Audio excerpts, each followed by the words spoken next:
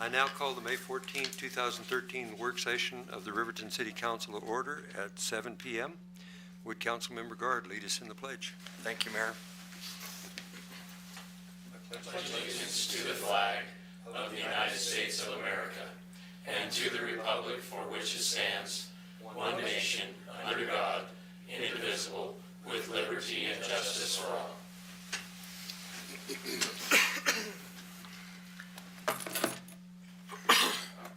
Would the acting sitting clerk please conduct the roll call?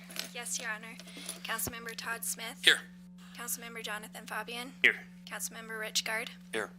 Councilmember Mary Ellen Christensen. Present. Councilmember Lars Baker. Here. Mayor Ron Warpness. I am present. The chair would entertain a motion to excuse Councilmember Heiser from the meeting this evening. Your Honor, I'd move to excuse Eric Heiser from the meeting. Second. Been moved and seconded. All those in favor signify by saying aye. Aye. Opposed, same sign. Motion carries. I declare that we have a quorum this evening. Approval of the agenda. The chair would entertain a motion for the approval of the agenda. Your Honor, I'd make the motion to approve the agenda. Second. It's been moved and seconded to approve the agenda. All those in favor signify by saying aye. Aye. Opposed, same sign. Motion carries. Agenda item number 6 is continuing farmers market on Broadway Avenue. City Administrator's report, please. Yes, Your Honor. We've got Sherry Shelley here, and she can speak. I'll just give a little background to it, and then she can come up and talk about the farmers market. She's requesting that the farmers market start on May 22nd and use the same location and time. As you know from the past, we had a few complaints that came in, mainly from 2 business owners that are right on Broadway. Issues related to not be able to get their cars out, blocking alleyways. They had issues that they were using the bathrooms inside, and so the farmers market came forward and brought a bathroom and put it on the side. But then we had complaints related to that it was right on the side of the road and it was kind of ugly and it needed to be pushed further into the parking lot. But some of those issues we got resolved. The other one that we had is they were starting a little earlier and closing down the street several hours before the event started. But right near the end, we got that worked out where they could close it down, I believe, 15 minutes before the event started, and that seemed to help a little bit. We even tried to address some of these concerns with the business owners last year, along with Sherry. We sat down with them and tried to address those, and they really Say what? they really are really not in favor of it. I had forwarded 2 emails to you when they found out that the farmers market was going on. They obviously sent some emails requesting that it not be placed on Broadway. We've talked with Sherry and the group about other locations. There's the key for the farmers market is they really liked it in the downtown. They wanted to draw people to the downtown. So when we talked about other locations that were outside of that, they were interested in keeping the downtown. A few suggestions that were brought up were 422 East Main, where we have that vacant parking lot right there. That could be part of it. They're concerned it wasn't large enough, so maybe if we even talked about 5th Street, blocking that off along with the parking lot, that could work. The other one that's come up is City Park, and the fact that we're trying to have more and more activities in City Park.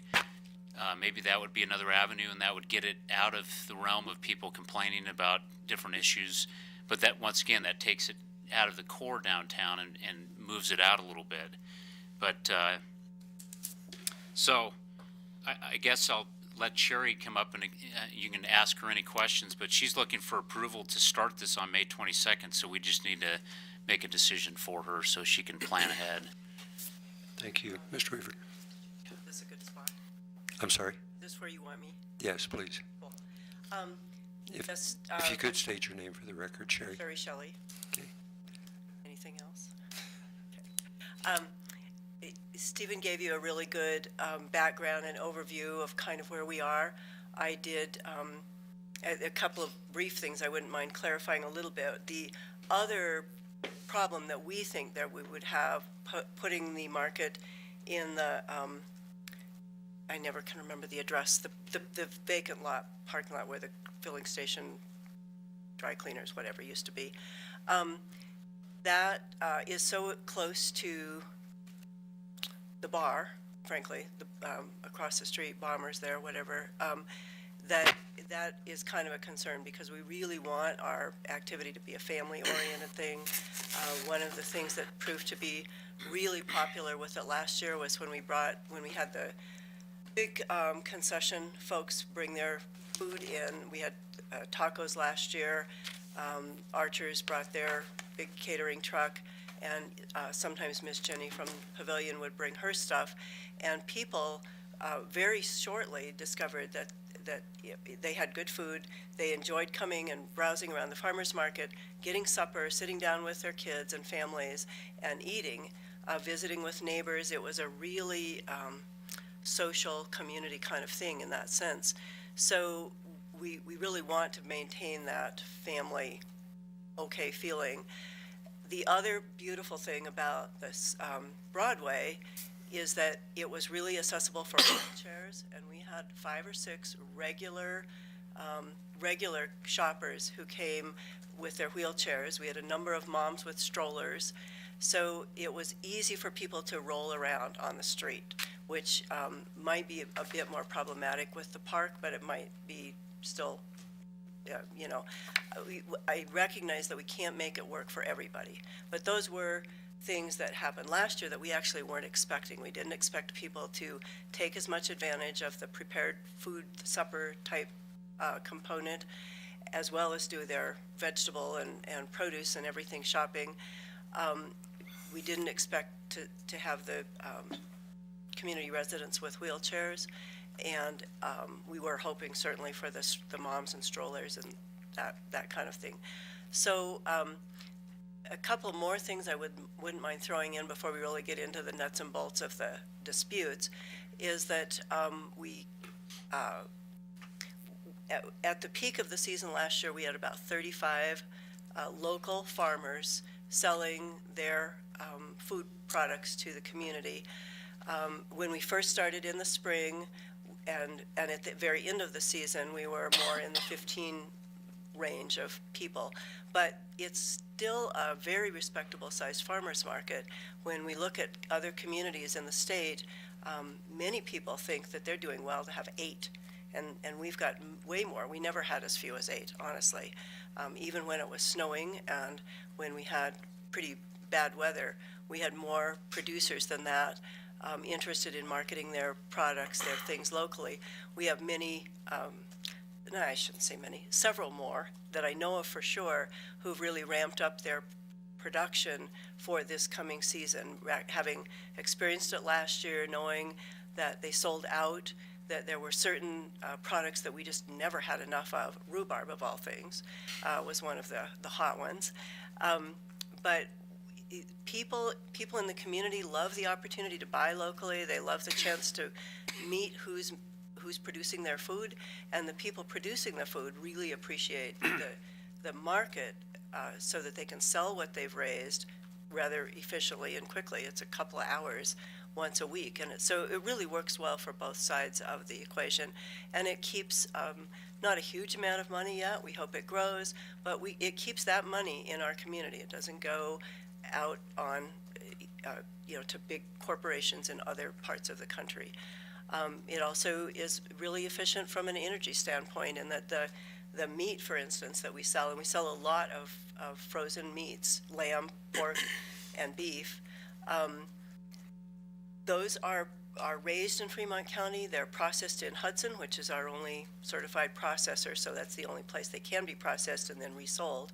They're processed in Hudson, and then they come right back here and are sold, as opposed to the many beef, particularly, that are raised in our county and go out on trucks to Colorado and Nebraska and all the other feedlots and processing places like Greeley, and then they come back on trucks in packages.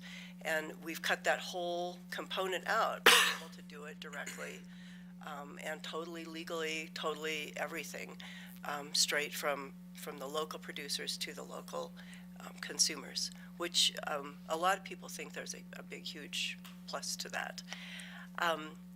I do wish that I could report to you that my incredible diplomatic skills really produced a change of heart in Larry. Unfortunately, that wasn't the case.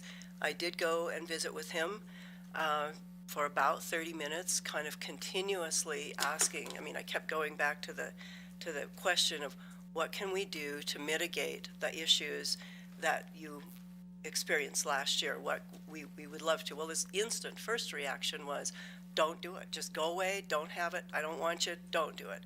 And I said, well, but if that's not a real big option, I mean, if we really do need and want to do it, a lot of people really liked it. We had upwards of 200 to 300 people at many of the markets. And then there are businesses downtown that think it's a cool thing too. But when I said, let's, if we need to do it, what can we do? I kind of kept going back to that. Well, then he said, well, use the parking lot, which was actually my request last year, if you'll remember when I came. It never crossed my mind that it would be feasible to use the street. But it was you all decided that the parking lot wasn't really an option. And having been there more now, I kind of understand more of that. And so we actually went out and looked at the parking lot.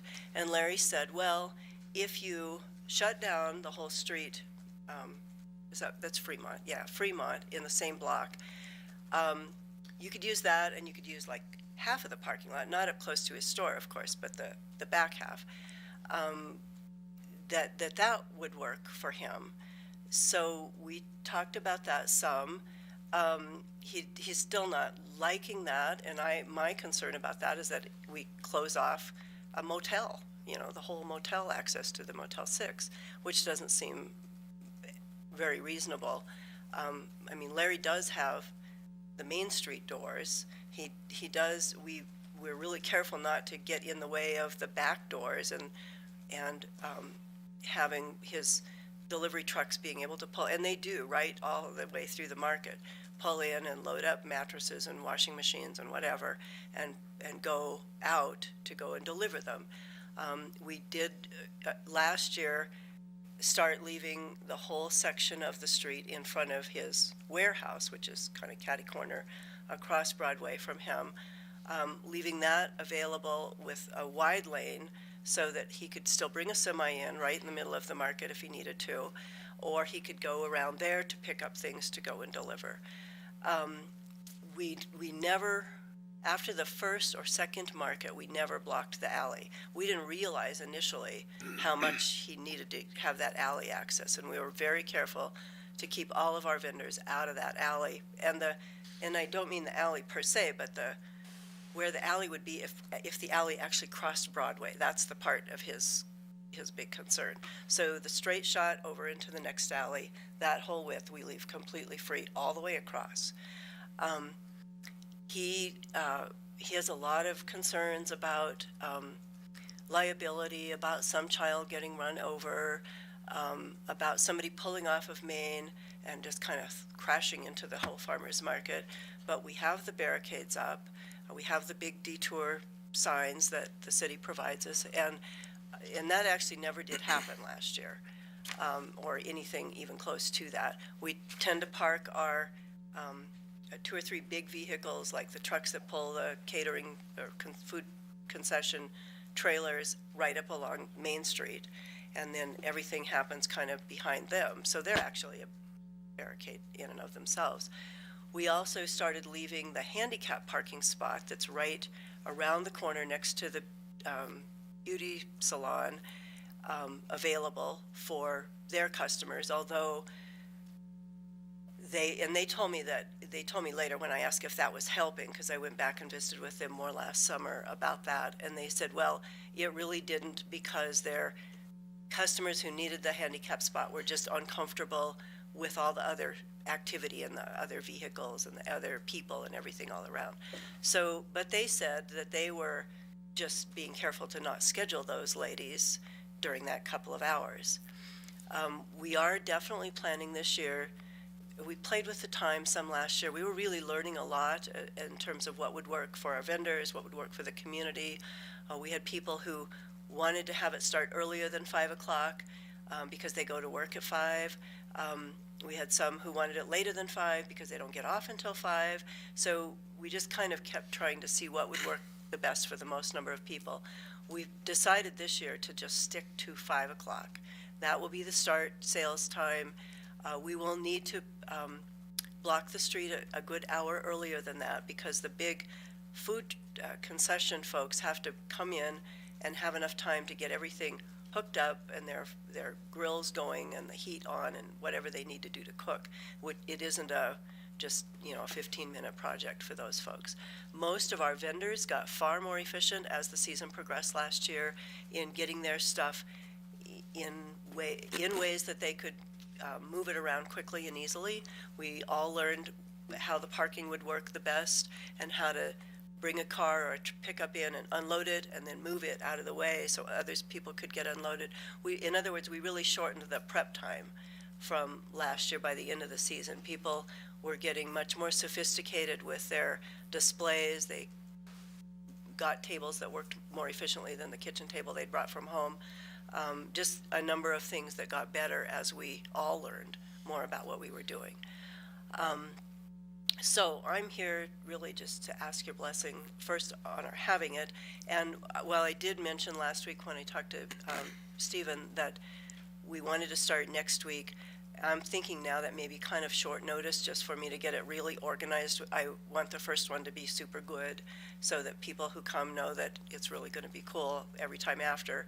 And I need time to talk to some kind of key vendors that have, like Piles with their asparagus and the mushroom folks with their mushroom truck, which was really, we had huge lines to buy mushrooms last year at every market that they were there. So I want to get those folks really lined up, and if they can't make it with a week's notice, then we'll wait. We'd rather wait and start on the 29th. If you all say we're good for next week, I'll go to work on that, but I'm not positive it'll come together next week, but it will by the following week, certainly easily. I have vendors calling, emailing daily saying, when is it going to start? When is it going to start? People asking me in the community, when is it going to start and what's going to be available? We've got 2 or 3 people with hoop houses that have produce ready to sell right now. Lettuces and spinach and little turnips and all that kind of, the early things, radishes, that sort of stuff, because they've been grown in a protected, greenhouse environment. So, are there any questions? Is there any discussion we could have? Thank you, Sherry, for that. Very comprehensive. I've taken several comments and we'll dig into it, but I'll open it up to any of the council at this time that has any questions for Sherry. Your Honor? Yes. I guess my Councilman big Fagan. question is what's the big drive for wanting to definitely have it in downtown as opposed to a different location? Well, I don't suppose every citizen shares this, but many people that I know, including myself, feel like our downtown is not very, there are a lot of empty storefronts at this point. There are a lot of tattoo parlors and beauty salons. We ought to be the most beautiful community in the state, I'm pretty sure. There just isn't a lot of activity downtown, and it's so pretty after the Main Street rebuild and all of the, the lights, the plants, the trees that are maturing, all of those things are just so nice, and yet we don't see a lot of activity.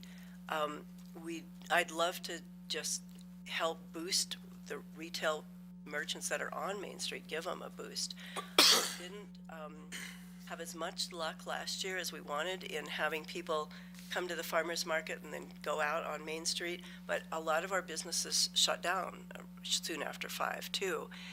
So we were working towards the end of the season last year to encourage people to stay open a little bit later, to run some sort of a special just during the farmers market, which we would be happy to help them publicize in a variety of ways. We always have a complimentary PA system from the music store, and we get on periodically through the market and make little announcements about so-and-so still has great corn or whatever. And we could easily say, and such and such a business on Main Street is open for the next 30 minutes selling something or other, whatever, at a discount. I know that Clay has expressed some interest in that at Outsportin. The ladies at Meadowlark are very supportive of us. I've spoken to a number of those businesses who've said that they would be really happy to sign a petition or anything to kind of mitigate the negative voice that we're hearing, if that would be of any interest to anybody. But our goal really was to just try to breathe more energy and festive feeling into the downtown area once a week. Thank you. Yes, Councilman Your Honor, Smith. not a question, but just a couple of comments about the farmer's market. I spent a lot of Wednesday afternoons last year at the farmer's market. My son was trying to be a lemonade baron or something else down there, sell a few things. But just the observations I had in being a part of that and just viewing things down there last year, and I would speak in favor of the Broadway location. I really think the 422 East Main is way too small for what they did have going last year. The other issue, I think, with City Park at this point, unless we're willing to let lots of big trucks park on the park and drive through the park, it's not really feasible for that type of a venue, because you do have these food trucks. You do have a lot of folks setting up tables along the sidewalk, but later in the season, you've got people with squash and pumpkins that don't want to haul those, and they bring in trucks and open up the back ends and sell things out of their back end. That's just the kind of thing it is that really is not conducive to try to put in the park and have a lot of vehicles involved in that. I don't think necessarily you're going to make everyone happy and there's going to be a perfect solution for every person. But I think there was a lot of community support and a lot of good things that were generated from what was done down there. And there were a lot of people that frequented through those booths and bought a lot of good produce and good products. So I would be very supportive of the Broadway location. Thank you. Anyone else? Your Honor, I would mirror that. The one thing I wanted to say, just the camaraderie downtown it was just fun. It was people talking, getting together. People from Lander, Thermop. There was people from all over that was very nice, and I appreciate the effort you put into it. Well, thank you. It's been a really fun experience. I've personally met some really interesting, cool people, and a lot of our vendors really made connections with each other, which was another thing we didn't so much anticipate. But I mean, people were friends by the time it was all over, and we had one of our vendors who was a real stalwart at the beginning. She had leukemia. She has since died. She died right before Christmas. But when she really started to go downhill, and she lived in Lander, a number of our vendors who had made friends with her went over and helped care for her. She really wanted to stay at home. She had a companion who was with her, but to give him a break sometimes, and it was just one of the many kind of really heartwarming stories that people who had met her through the Riverton Farmers Market kind of stepped up to be help to her in her last few months of life, which is pretty amazing. So. Anyone else? Well, Your Honor, Councilman Baker. I guess I see some pluses for City Park in the fact that there's restroom facilities there, and maybe power access that would be. And I understand the issues maybe of driving on the lawn and that type of thing.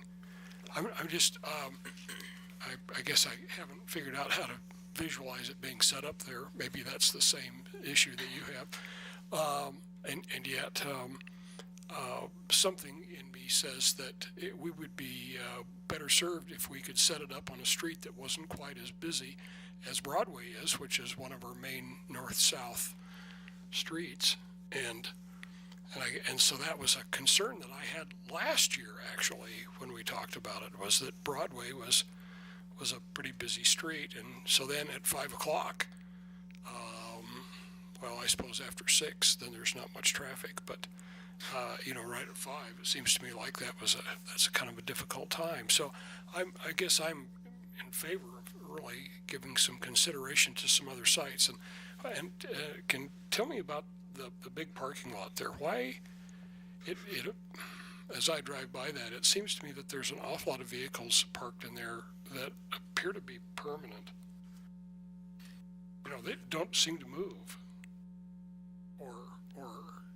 Or they're businesses that, service vehicles and that type of thing that, I don't know.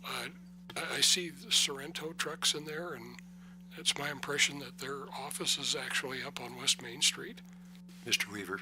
Yeah, Your Honor, I can address that. We made a concerted effort, and mainly the chief went around and talked to a few of these individuals and tried to get them to comply with that. That parking lot was paid for by an assessment district of all the downtowners. And so some of them feel like they have a vested interest in that parking lot. And we have really no regulations at this point that would stop anybody from using it as a permanent parking lot. And that's something we've talked about, is how would you go about the enforcement of saying no overnight or those type of things? Because we do have people that live upstairs that would, and then are you into issuing parking permits and those type of things? So, but we do realize there are a few of them in there that do use long-term parking for sure. Thank you, Mr. Weaver. And Your Honor, just one other thing related to the park. I guess the way I had envisioned it would have to be in the back of the park where you already have parking lot, where you could have big trucks parked in those sections back there. Because obviously we're not interested in them driving across the lawn. I think Joel would probably hang me for saying that, you can just drive all over the park and then he's going to clean it up afterwards. That would break the sprinkling system. It's really hard on them. Your Honor. Thank you. Yes, Councilman Guard. This is, excuse me, I have a bad voice today. This was my concern last year, the same thing, and I actually do agree with Councilman Baker that City Park has a better location, better environment. There's a playground for people to put their children on. There are restrooms there. We're working really hard. Our goals are to take back the park. If we never use the park, why do we have the park? Why don't we just asphalt that baby and use it for long-term parking also? And so I've been down and called in by Joel. I think there's plenty of room in the parking area that we have by the bathrooms to bring in many, many heavy vehicles that could sell their produce. We have the skaters that are trying to do their very best to get people excited about donating and coming down there. We have a band shelter that we could, I think if you tried, you'd be able to find some musicians that would come and support you in those hours. We have a musician every week. We've had every single market last summer, we had a live musician. And so, I think that it's set up for that, and there's parking, there's parking down the sides of the park that don't take parking slots from businesses. And there's grass and shade, and we don't have to clean up the street from the debris that's there.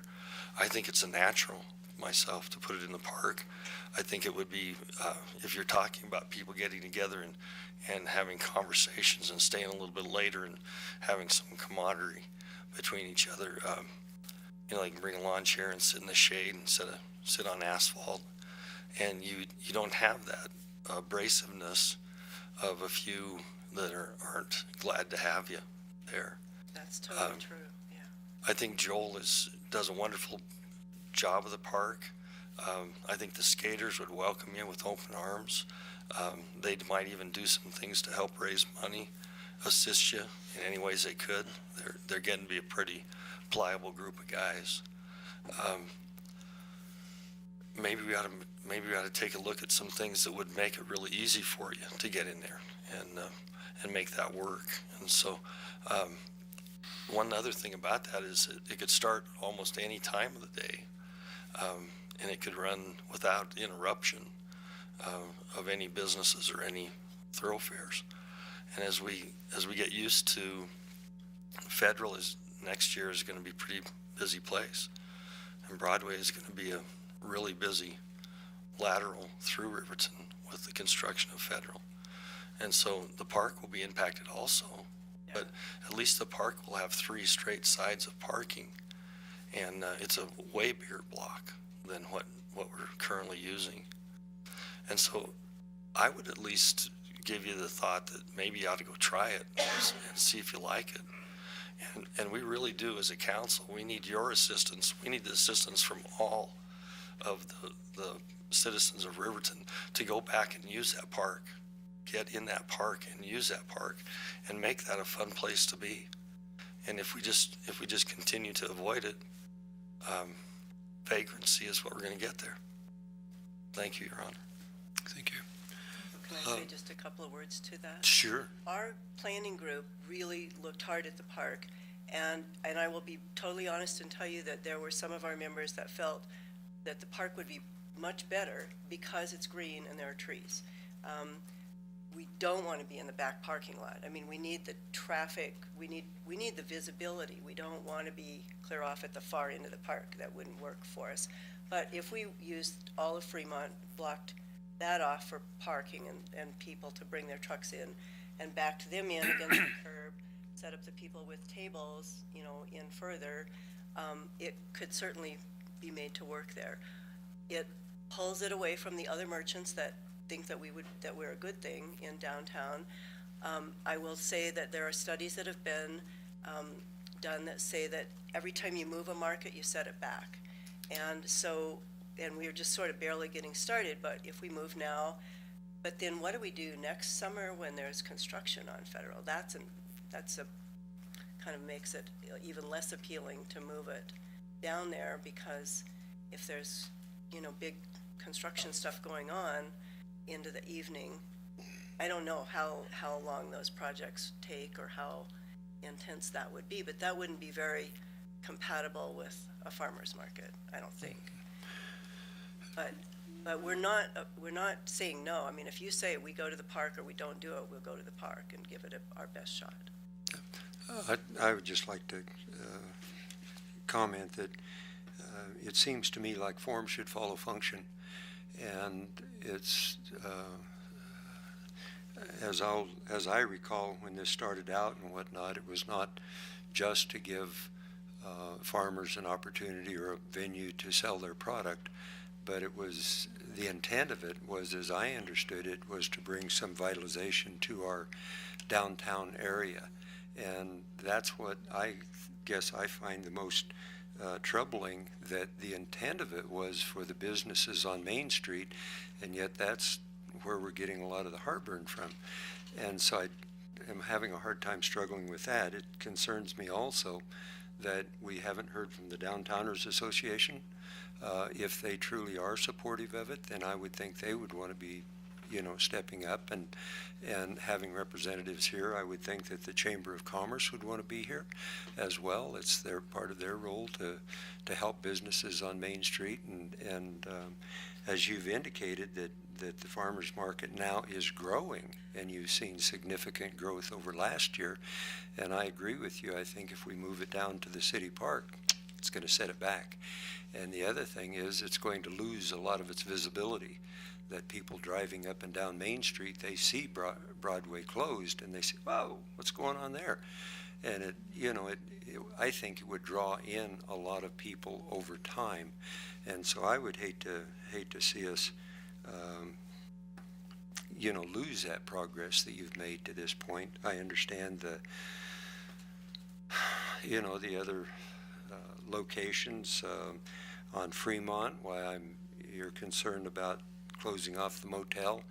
I would think that could probably be handled with just cones into their parking lot, so they could pull in off of 3rd Street and be able to get into the parking lot if that was what we chose. But once again, you're losing a lot of the visibility that I think we have now on Main Street, and that excitement of what's going on our downtown area. And I think that kind of vibrance is just, it's hard to place a value on. And to put it clear on the east side of the park, you know, to me it may give you a place to sell potatoes, but it doesn't do a lot for the rest of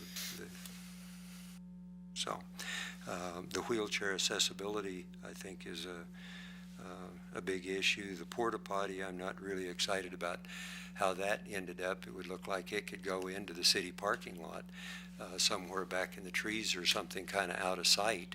I'm sure if we asked Randy, he'd be happy to put it there. But well, those are mainly the points that I was concerned about. The other thing is, if we're closing off Broadway at 4 o'clock, so from 4 to 5, and that's when most of the businesses, I think, closes at 5 o'clock. So we're talking about 1 hour of potential time that a business would be losing if they chose not to stay open later in the evening.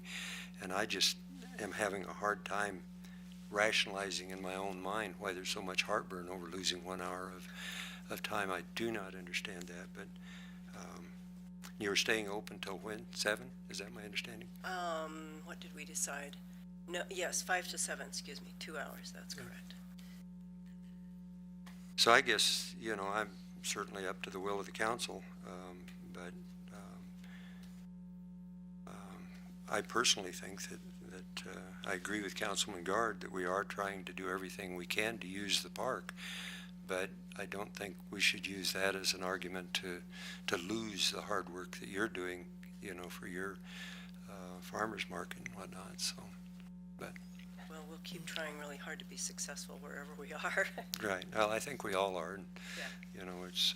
But is there anyone else that would like to comment? Your Honor? Yes, Councilman. I would just like to say about the handicap accessibility. As a mother of a handicapped child, that was, the park is not a great success for her. Yeah. And as a nurse, I've taken many of my clients down to Day in the Park, and that is not a good experience. Yeah. And Hard it's on- tough. 'cause the It's grass really is hard. so long. I mean, Joel Yeah. does a great job Oh, of the yes, it park. does. In that It's sense, tough. and it's- Unless you had, you'd have to have a pretty specialized, broad-based wheelchair to get through there with some safety. So you're eliminating people, and you're doing a great job there. It's, I think moving it would take away from that, the visibility.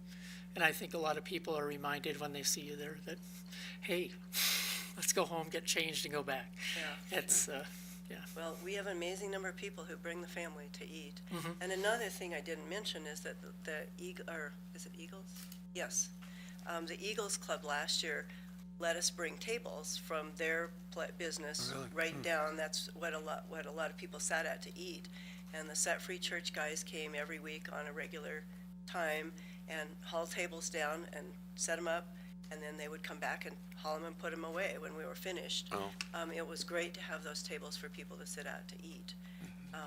We had a lot of really nice donations that way. The chamber did give us money last year to kick off our advertising.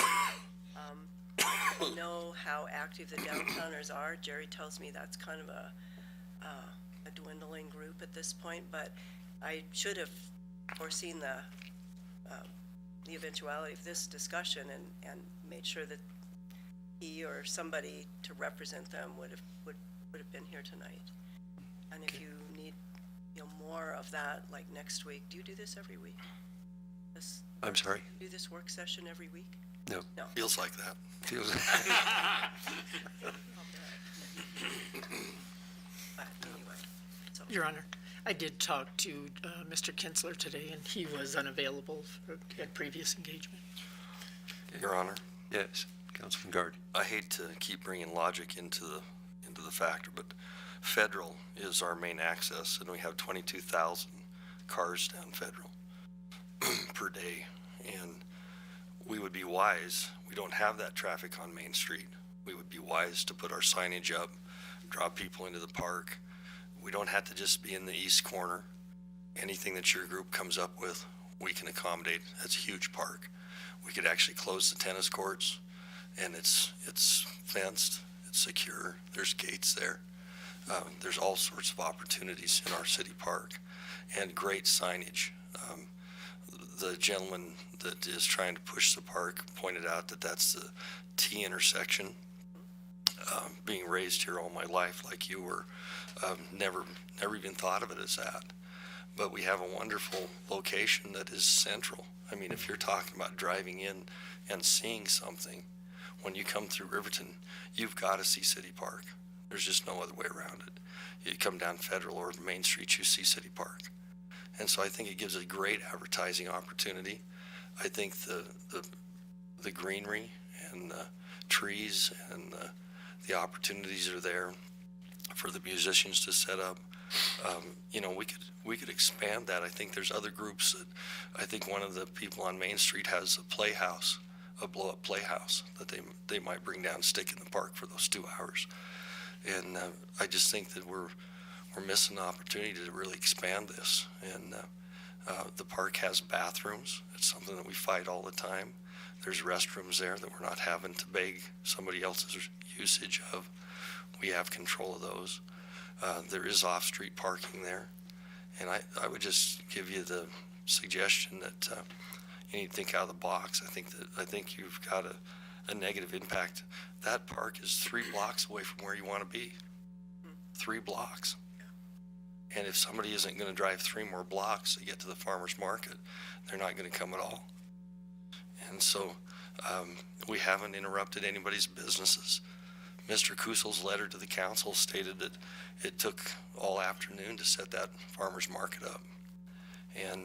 And you can shake your head and say that's not really the case, but he feels like he loses 4 hours of sales on that day.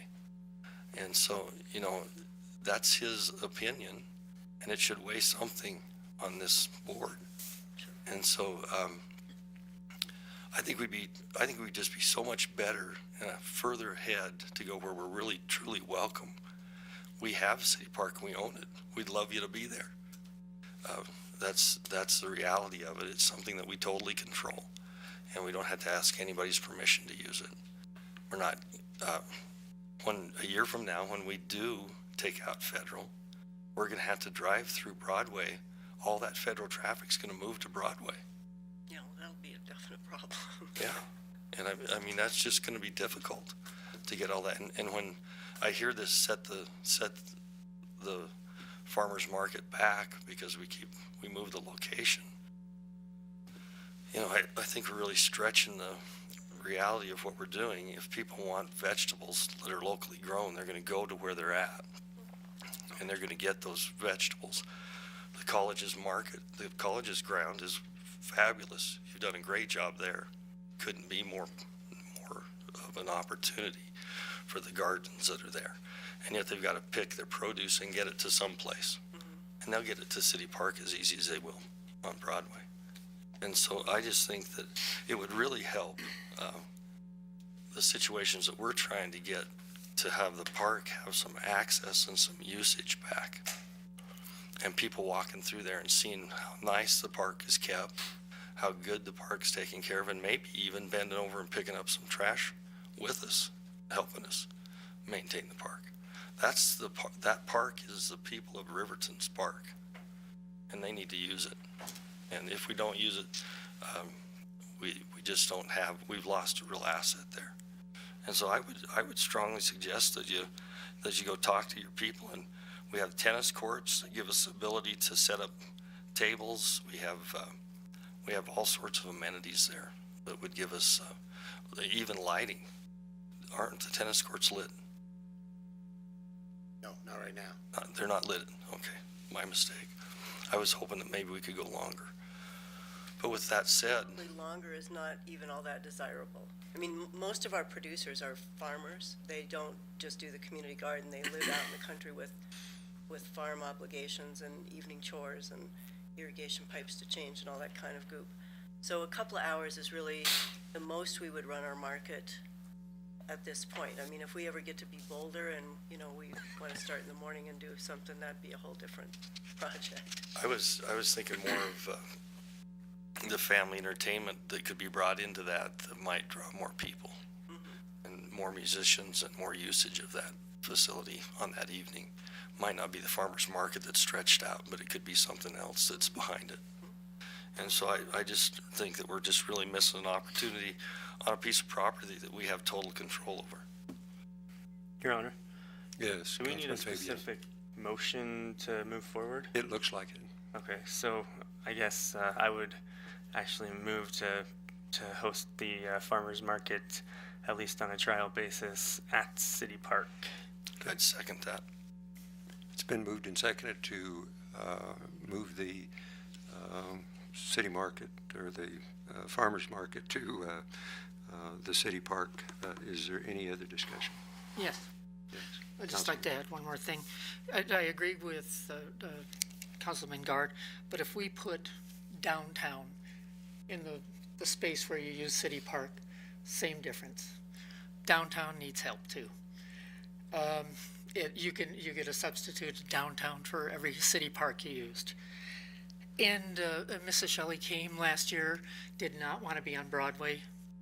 We put her on Broadway. They had a great success on Broadway. Now we're moving her again. So what's going to happen next year? I understand the business owner's concerns. She's trying to work with them. Where was she going to be next year? Because we're going to make somebody unhappy down by City Park. You know that we will. There's many storage places right behind Napa in their oil field companies day and night. They don't close at 5 or 4, or they're there in and out with big trucks. Okay. If it's not totally broke, let's not fix it. I think she's so willing to work with those businesses. Thank you. Thank you. Okay, we have a motion on the floor, and the motion is to move the farmers market down to the city park. All those in favor signify by saying aye. Aye. Opposed? No. No. Okay, so we've got a Dead heat. 3-3 split. So it fails. Motion fails. Mr. Weaver. Your Honor, it fails. Okay. Okay. Your Okay. Honor, I would move that we put the farmers market on Broadway then. Okay. Is there a second? I would second that.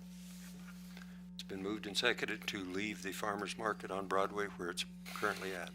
All those in favor signify by saying aye. Aye. Aye. Opposed? No. No. Where's Eric at when we need him? Yeah.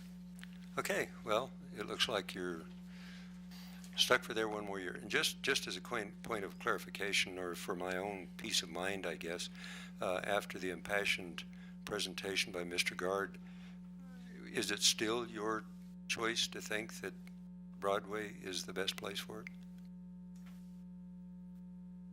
It's actually not I'm thinking about what everybody in our group said, what our vendors have said, and what our consumers, shoppers have said. There were certainly people who spoke in favor of the city park. I think the greatest proportion still thought that Broadway was our best bet. We do have the other support there. The music store, which brings electric cords and all kinds of stuff every week in their PA system, and it's just right around the corner. There were other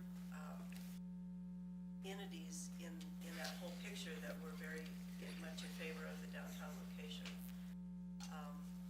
Sherry. I said, I don't think we'd be Sherry. devastated if you really. Sherry, come up to the microphone if you would, please. I don't think they would be devastated. Anybody would throw up their hands and say, well, we're not going to be a part of the farmer's market Yes. anymore if we were at City Park. Okay. But we also, watching the paper and knowing that there is a group working to really redo City Park, kind of when we were talking about it, that was a part of the discussion as well, is that if we move to the City Park and then they get their efforts organized and raise the money that they need to do whatever their redo involves, that might be awkward then if we were there. So I don't know, that Broadway worked really, really well for us last year. And I think that was, most people's kind of fallback was just, well, it worked, let's stay there if we can. So yeah.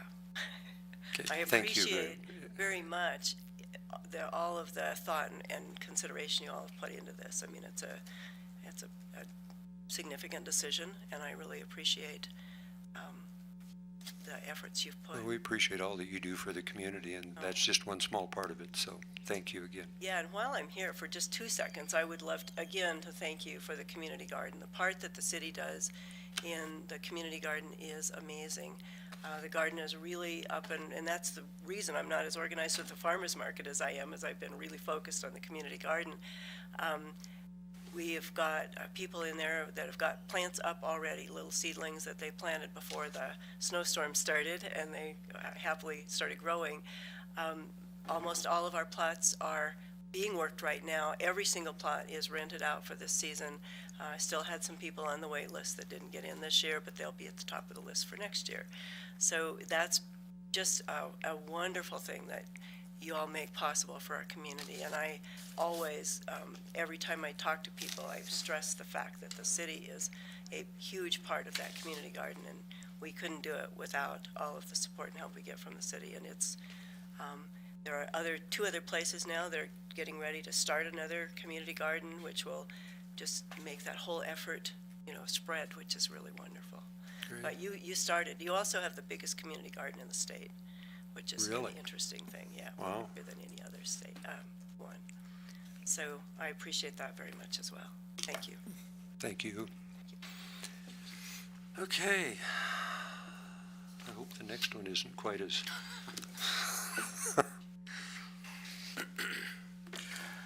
Water rights discussion. Public Services Director report, please. Mr. Mayor, give me a time limit. How long do you want this to take? 5 minutes. 3 minutes. Can't do it in 5.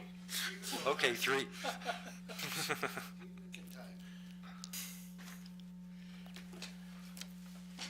I am going to be pretty quick.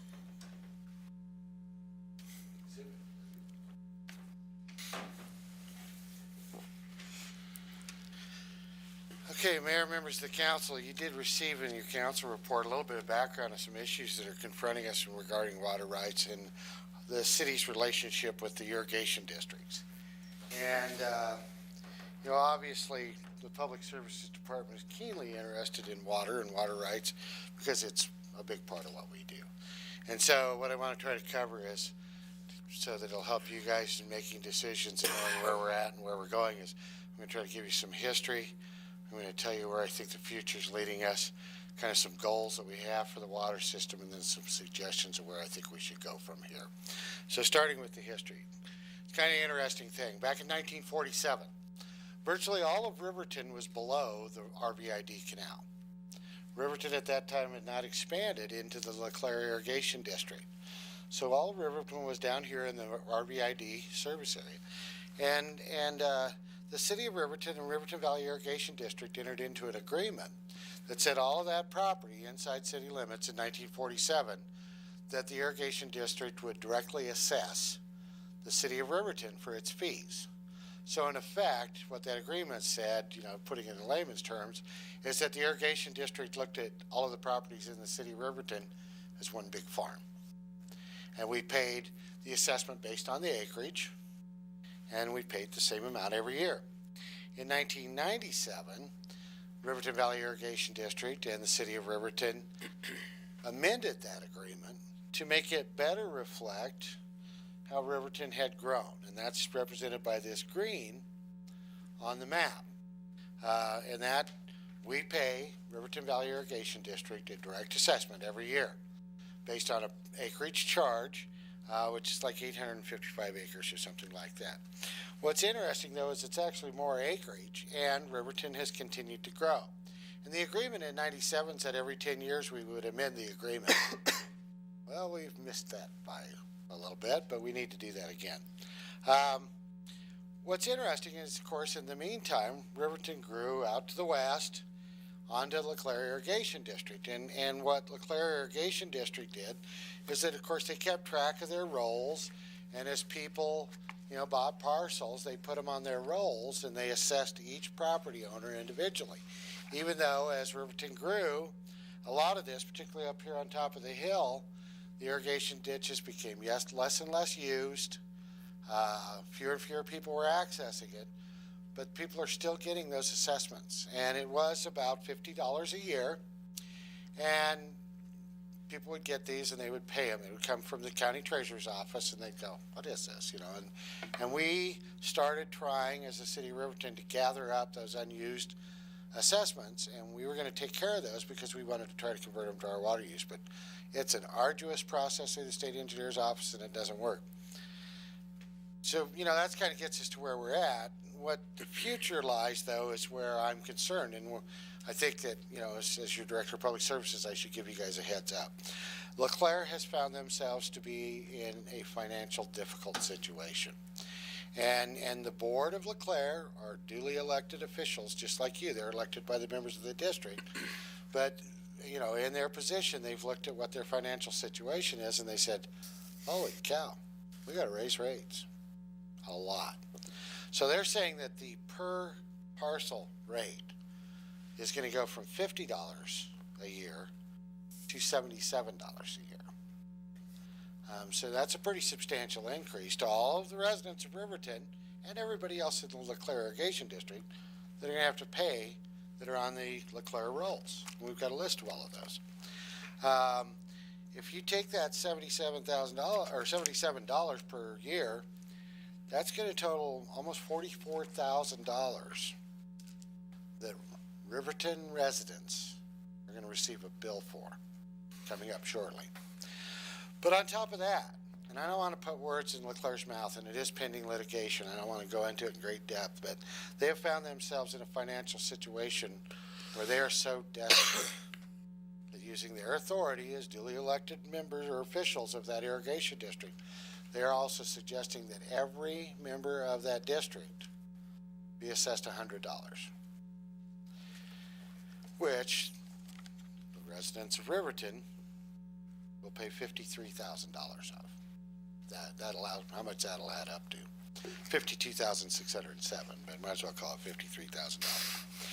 So what I think the future is going to be is that a whole bunch of Riverton residents are going to get these assessments, and they're going to go, I don't even get irrigation water, or I barely use it, and I don't want to pay this. And they're going to come to you as their council representatives and say, I want you to fix this. Because if they say to the irrigation district, I don't want to pay it, the irrigation district's going to say, tough, you have to, you're part of our district. And what they do is that they have the county treasurer send out those assessments, and if you don't pay it, the county treasurer puts a lien on your property and auctions it off at a tax sale, and you potentially could lose your property if you don't pay it. So, you know, we're going to have upset citizens. They're going to be coming to you as your council people, and they're going to say, fix this for me. They're going to be mad at the district. And I think that the worst case scenario that we could have is that if a group of those residents, or worse yet, another downstream irrigator, saw this as a window of opportunity to try to get those water rights abandoned. Now, the key there, and that's talking about water rights, is that the water rights in the LeClaire Irrigation District have a priority date of 1906.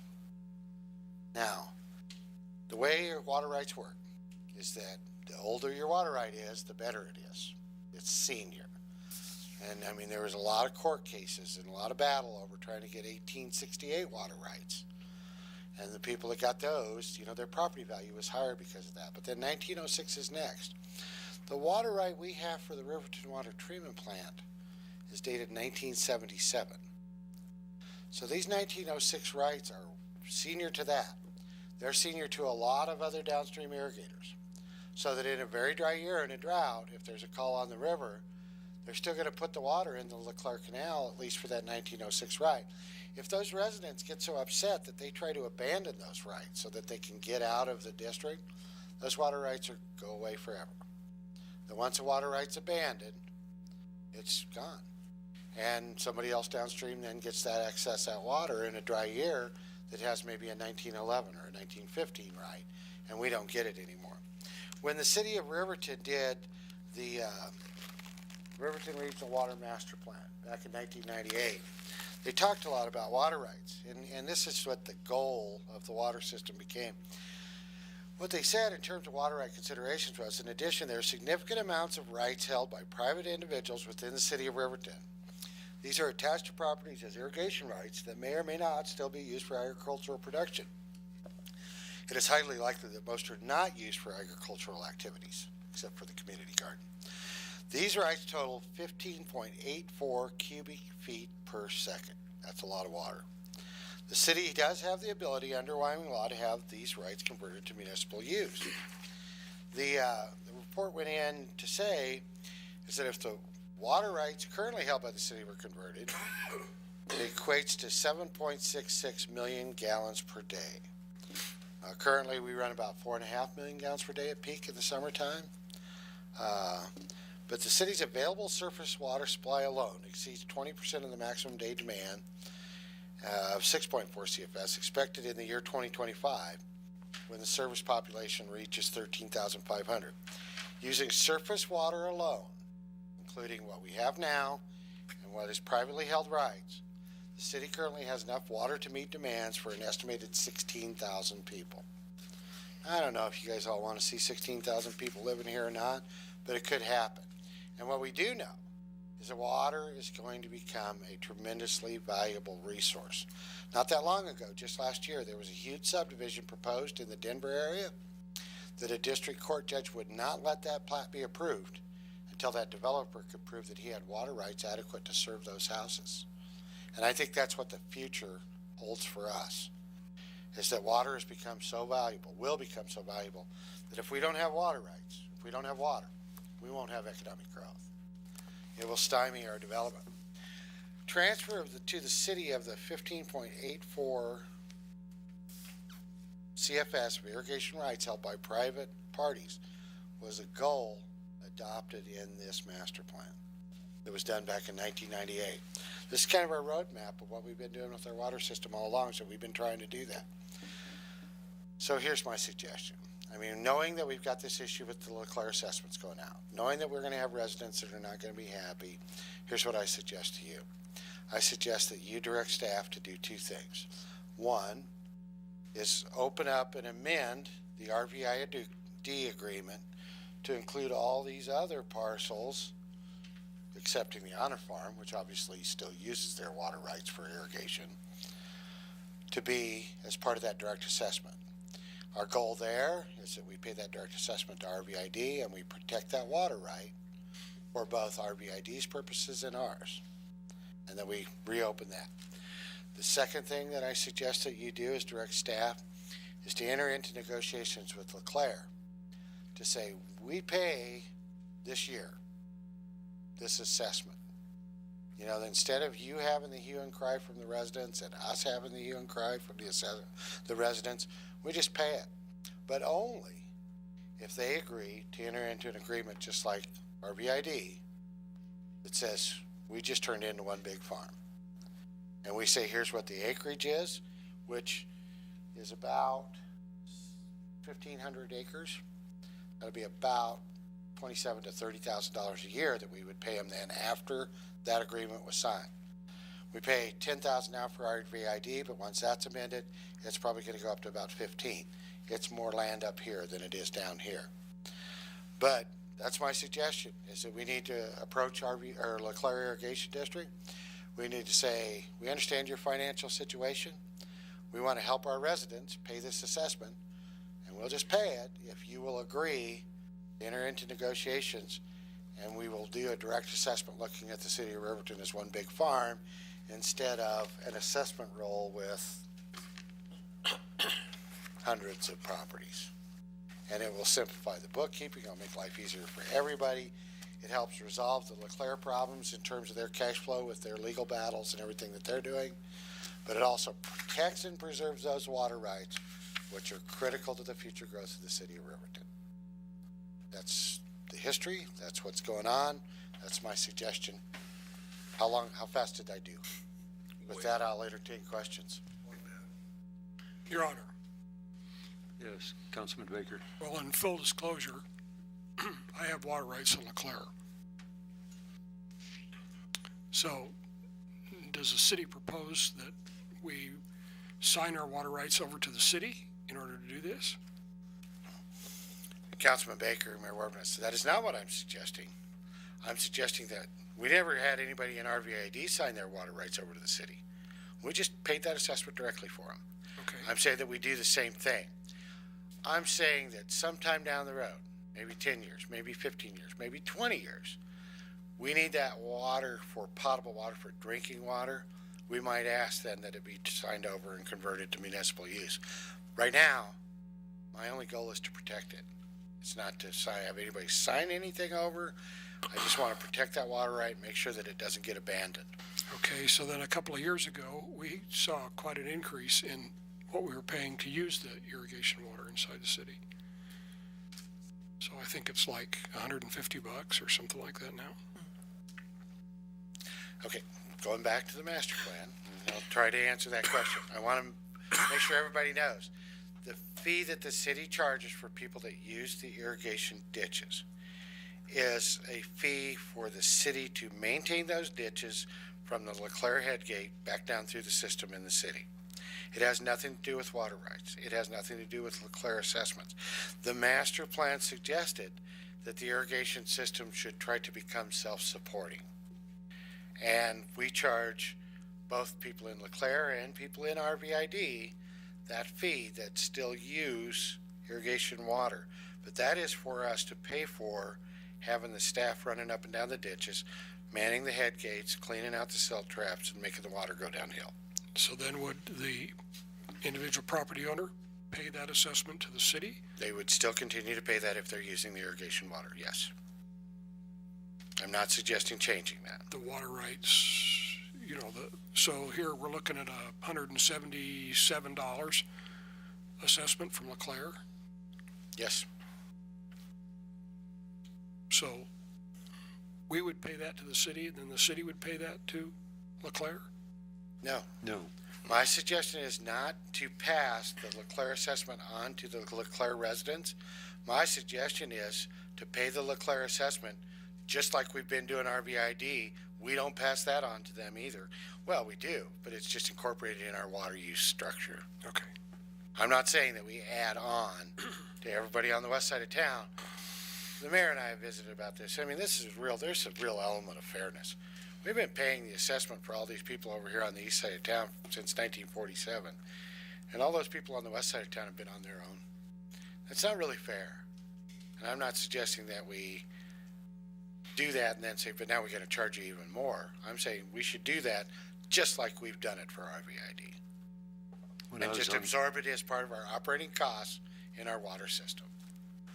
When I was on council in 2000, we had that discussion, and I tried to raise the issue that it was a fairness issue for me, that it doesn't matter which way we go, but we shouldn't be paying for half of the city and the other half of the city has to pay for their own. And so I hate to see this be resolved out of the result of a lawsuit, and that, I would prefer that it was a little less acrimonious there, but to me, it would help level that playing field and protect the water rights, so it makes a certain amount of sense to me. But was there someone else that wanted to? Your Honor, Yes, Councilman Christensen. I have a question, and correct me if I'm wrong. Does the city of Riverton own water rights for Riverton Valley Irrigation District? We have some water rights that we hold for city parks, city lands, both in Riverton Valley Irrigation District and in LeClaire Irrigation So we do District. own some in LeClaire? Yes. Because I was always under the assumption that what we pay for with Riverton Valley is because we own those rights. Or can own more rights. Well, Correct. we are paying for rights that we own, but we're paying for a whole bunch of other people's that we don't own. Okay. But we're paying for them anyway, and we have since 1947. So here's the next question. You spoke of it a couple of times in your presentation. Has anyone complained to this point? Have we gotten notices? Have we? At least one. Okay. Oh, yeah. So- And I mean, once these notices go out, I anticipate you're going to hear about it a lot. I'm going to hear about it a lot. The girls up front are going to hear about it a lot. Steven's going to hear about it a lot. LeClaire's going to hear about it a lot. I mean, when you take a bill that goes from 50 to 77 and then you put another $100 assessment on it, there's going to be a lot of people going, what the heck is this all about? And So- they'll be coming to all of us. Will this assessment ever go away? It'll be the same as Riverton Valley, correct? It's my understanding that the $100 assessment that LeClaire is levying is a one-time. That's a one-time assessment that they're doing That's- this year. But the $77 will stay forever. And what we negotiate with them, if we negotiate an agreement moving forward, will be an annual assessment. Now, what Leclerc is proposing is $18 per acre. If you look in your packet, it says how much per acre we're paying RVID now, but theirs will be going up because we'll have to renegotiate that when we amend this for where Riverton's grown more into RVID irrigation district. But I imagine it's going to be comparable.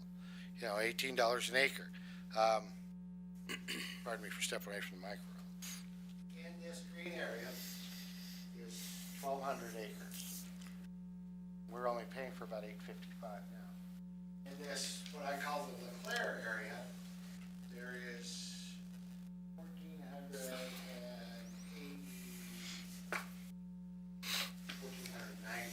acres. So there's more acres here than there is here by a couple hundred acres in the Leclerc area. You'll note I've left out the country club. And the reason why is because the country club has their own country club villages, the homeowners association and the country club have their own very sophisticated irrigation system that I don't think we want to interfere with or meddle with. We don't want to mess with what the Honor Farm does. They've got their own system and their own irrigation and they're on their own. But this part of town largely uses very little irrigation water anymore. But we want to make sure those water rights don't go away. Bill, so the country club, and this was a couple of the calls I received, they will still be assessed that $100, plus they also have an added homeowners association, $100-something fee attached to that. Yeah, that's correct. But I mean, I have to just be realistic about it. I mean, the country club and the country club villages homeowners association is such an intensive irrigation application that I can't see how you could look at that as anything as another farm. Say that again, Bill. Yeah, you got to look at it as another farm.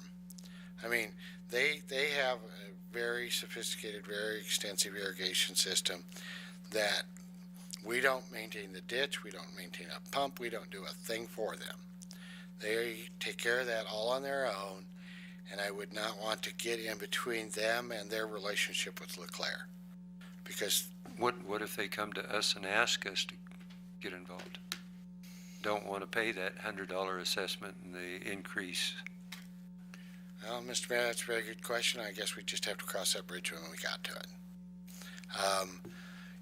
You know, the idea being, though, is that so much of this irrigation practices in the Leclerc that I'm recommending that we try to enter this agreement into, very, very few people are using that irrigation water for irrigation purposes anymore. And it is in peril of being abandoned because of that. That is not the issue with the country club. They clearly are using that water. I mean, go out there. It looks like a tropical rainforest. In the interest of full disclosure, I kind of like that. But, you know, that is a different application than what we're saying is going on in Lars's neighborhood, your neighborhood, Rich, your neighborhood. Well, Rich actually is in RVID.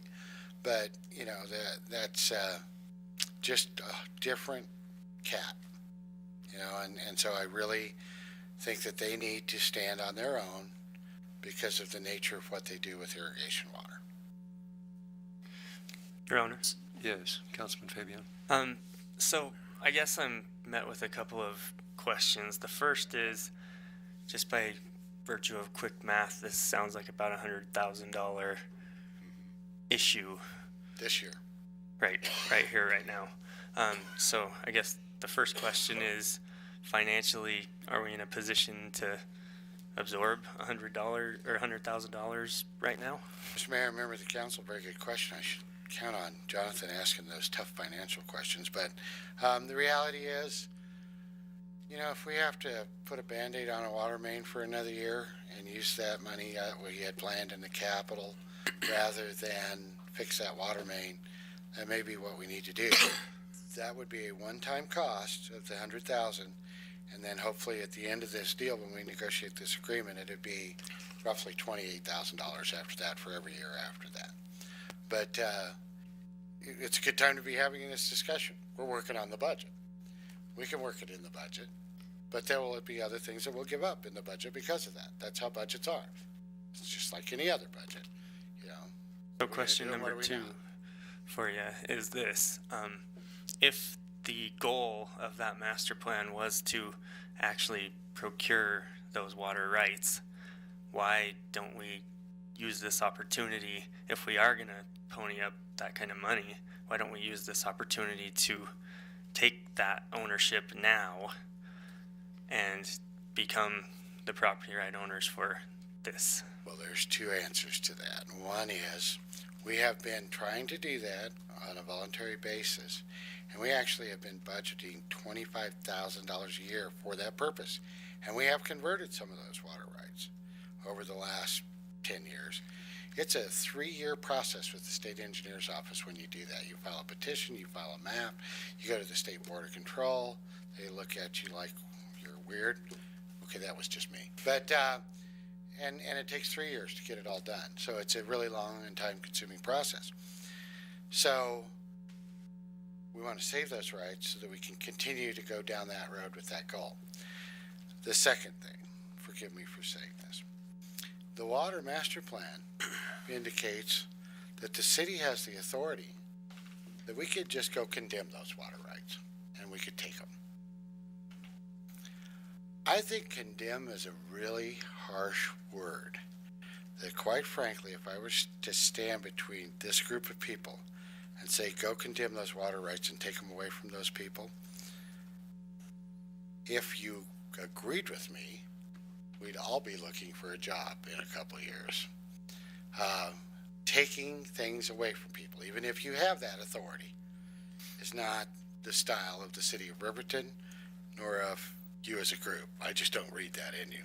So it has to be something that property owners voluntarily want to do. One of the things that's made it difficult to convince them voluntarily, as Lars pointed out, you're saying you're going to take my water rights, is that they've been paying this assessment. They think they have this right, that they have ownership in. They don't want to give it up. I believe if we enter into this agreement with Leclerc where we're paying that assessment, then when we make that suggestion that we're going to convert that water right from their land to municipal use, it will be a lot easier to sell, because it's not easy to sell right now. And there's, you want to start a fight, tell somebody you're going to take their water rights away. Them's fighting words in Wyoming. So we have to do that delicately. But by doing this, what I suggest that we do, I think that will lead us down that path and it'll make it easier for us in the future.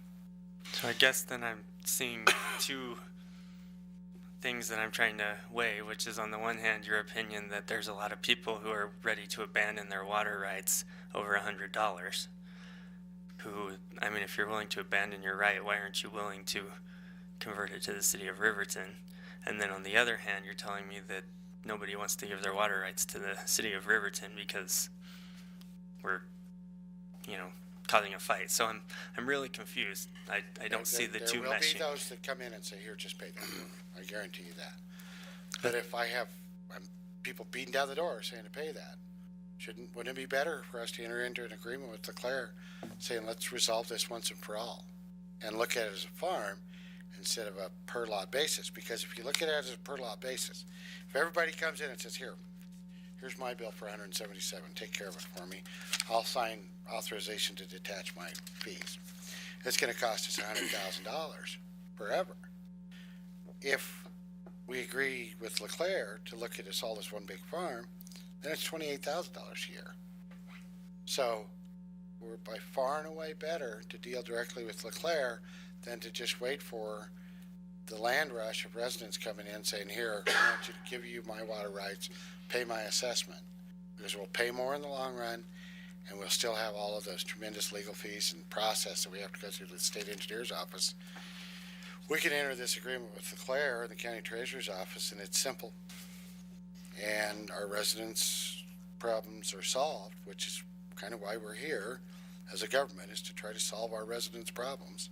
And it's fair, and it gives us that flexibility to then work towards that goal in the future.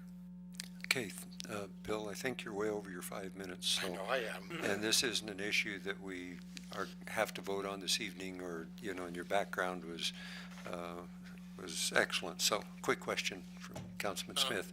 Well, I had 3 or 4 questions, so if we want to move on, that's fine. I would prefer to move on right now if we can. We're going to be talking about community service contract, third-party requests, and then we've got a master plan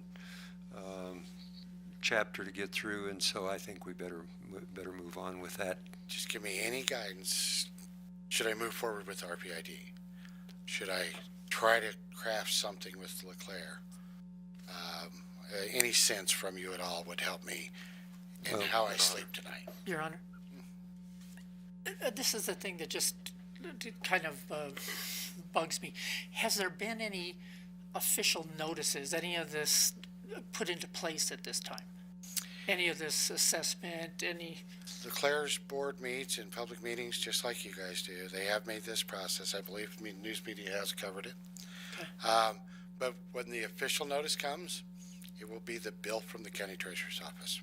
And the other question I have, you said 100,000 the first year, and then you would renegotiate that it could possibly be 100,000 every year. No, it'd be less than that. It would be 28,000. Well, after you renegotiate, but there's still that possibility it's going to be a lot of money. I would not pay Maybe not Leclerc 100,000. any of that first amount until we had some commitment in writing that they're willing to enter into the negotiation to look at us as all one big farm. And then we would know that we had the groundwork laid out for what would be, in the long run, a benefit to the city of Riverton, a benefit to our residents, and a benefit to the Leclerc Irrigation District. I'm all about win-win-win situations. Your Honor, Yes, Councilman Gard. for time and to expedite this, I think we need to give this a process that the very moment that you mention you're going to pay people's fees for them, and then on the other side of that, we'd like to collect their water rights. There'll be some that will gladly give up their water rights, and some that will want to hold on to theirs and expect you to continue to pay. The special $100 fee is because Leclerc's caught themselves in a situation that they want to buy themselves out of. That's a one-time fee. It is. And that's a bad business practice. I would like to I give you the question, is Leclerc going to do this routinely? Is this a new business ploy to do this, or is it truly a one-time effect? Mr. Mayor, Councilman Gard, I really shouldn't speak for Leclerc Irrigation District. I know the members of the board. I believe they are good and honorable men. I don't believe that they did this purposely. This is not a business practice they plan on getting in all along. But they have been drug into a lawsuit through no making of their own, and it has bankrupted them trying to defend themselves while they are being sued in federal court. I pity them. I feel sorry for them, but I don't think they did that or brought that on themselves. They just were in the wrong place at the wrong time. And if you got from my statement that they did, you heard something I didn't say. This was a situation that was brought on them by fellow government entities, not their own process. Something that I talk to you quite often about. Oh yeah. Taking money out of one pocket and putting it in the other. This is something that's out of their control, and something that's not in our control center either. That's correct. And so water rights are important to us, and we need to set time aside to discuss this in length so that we're understanding of what our options are, and not just spoon-fed what you think is right or what Leclerc thinks is right. I couldn't agree more. Thank you, Your Honor. You know, I was the first thing on the list for this work session until somebody else got a hold of the agenda, so, but I'm done. Your Honor, I do have one more quick question. Would it be at all possible to look at entering into the same agreement that we have with the Riverton Valley Irrigation District, which is to pay for the lot assessment and not pay this one-time special assessment? Because I just don't see where the two are equivalent. They're not the same thing at all. Mr. Mayor, Council Fabian, I can ask. I mean, that's what negotiating's all about, is I can ask. And certainly, if that would be your direction, I would ask that. Well, Your Honor, Yes, have Councilor you Baker. discussed this with Leclerc Informally. informally? Well, I would be in, full disclosure, I get water from Leclerc, okay, but I would be in favor of you pursuing that kind of an agreement so that the entire city of Riverton was covered in a similar fashion. So if can we, I mean, that doesn't mean that we're gonna sign that agreement, okay, but it does give you the authorization to spend the time to Make work on negotiation. Okay. I think we're a long ways from signing anything that. Right. at this point, and this was just an informational thing that's coming down the road, I think. And so, Looking for some direction, yeah. yeah. And I think, you know, it's obvious which direction we should be going. To me, it is anyway, that we should try to secure those water rights. In the interest of full disclosure, I get Leclerc as well. I don't use it, but it runs right in the back of my property. But I pay that assessment, and I will be getting that $100 bill as well. And so it's, While we're all disclosing things, pretty much if you turn a tap on in Riverton in the summertime, you're getting water from Leclerc. They're a big, vital part of our water system. but there are a lot of people that have that, will be getting the bill, and they don't have a ditch in back of their house. They can't get it. Right. And so it's, anyway, I think we better move on. We're not going to, I would make the suggestion, though, that it gets on the first available agenda, that we have time to speak to it. It is an important thing. We need to take care of it now. We'll do that, but you guys just don't know how busy you are. Thank you. You're busy. okay, next agenda item is community service contracts, third-party requests. City Administrator's report, please. Yes, Your Honor. So we're here to talk about community services contracts or service contracts. You know, they've been referred to in a variety of different terms, third-party requests. I was talking to Lars about it, and he doesn't like the third-party request thing, and I agree. It's not really a third-party request. It's a request. It's a contract for services. That's what they're doing. They're contracting for this. We're saying that we're not going to do it as a city. We're going to contract with a third party or another entity to provide those services for us. So we have currently 9 community services agencies that we contract with. Each year, the city sends out agreements that spells out what the organization will do for the money that they're receiving. And they're asked every year to come during the year and report back to the council as to what they are doing with the money that's been given to them. The money that we use for funding these comes out of supplemental funding that we get from the state. And so whatever we put to that, other monies that are spent with supplemental funds or for capital projects. So currently we are funding about $372,320 for community services contracts. And I'll just list those with the amount. The Chamber of Commerce, $24,820. American Legion, $500. Fremont County Alcohol Crisis Center, $100,000. CWC for Recreation Services, $145,000. Injury Prevention Resources, $5,000. Fremont County Good Samaritan Center, $6,000. Riverton Volunteer Fire Department, $10,000. Youth Services, $45,000, and Animal Shelter Paws, $36,000. And really, the point of this discussion, as we have been going through the budget process, is to see if the council is in support of our current level of funding. We have talked about with the Crisis Center and the merging of Volunteers of America of adding another $12,500, which we have done at the temporary level right now. But do you see any of these amounts changing? Or there's ones you don't feel like you want to fund anymore, or there's additional services that are added?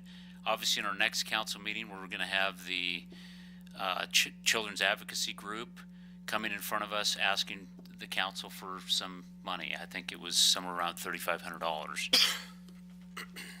I've provided copies in your packet of the contracts. I didn't include the whole amount because a lot of them have 1 or 2 pages of signature pages or immunity and indemnifications, and I didn't think that was necessary, so I did include all of the contracts for your review. And like I said in my statement before, I mean, as you look at these contracts, the way I've looked at them is how this links to the city. So if the city, if these organizations were not doing this service, would the city be able to function without it? So some of these are pretty easy, but the question that's really hard, and I've had discussions with several of you, is what does the city need to provide in services? So in my mind, recreation is something that the city provides, and that's probably just because every city I've lived in provided some form of recreation. Now, there's some on the council I know that would say, no, I don't think that recreation is something that the city has to provide.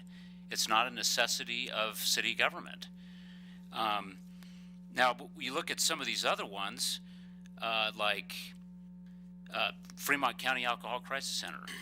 That's one I think it's directly related to us. If we didn't fund that, we would probably see a tremendous increase in jailable fees that we'd be paying.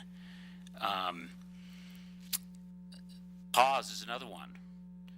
If PAWS wasn't doing this contract for picking up animals and taking care of them, then the city would have to provide that.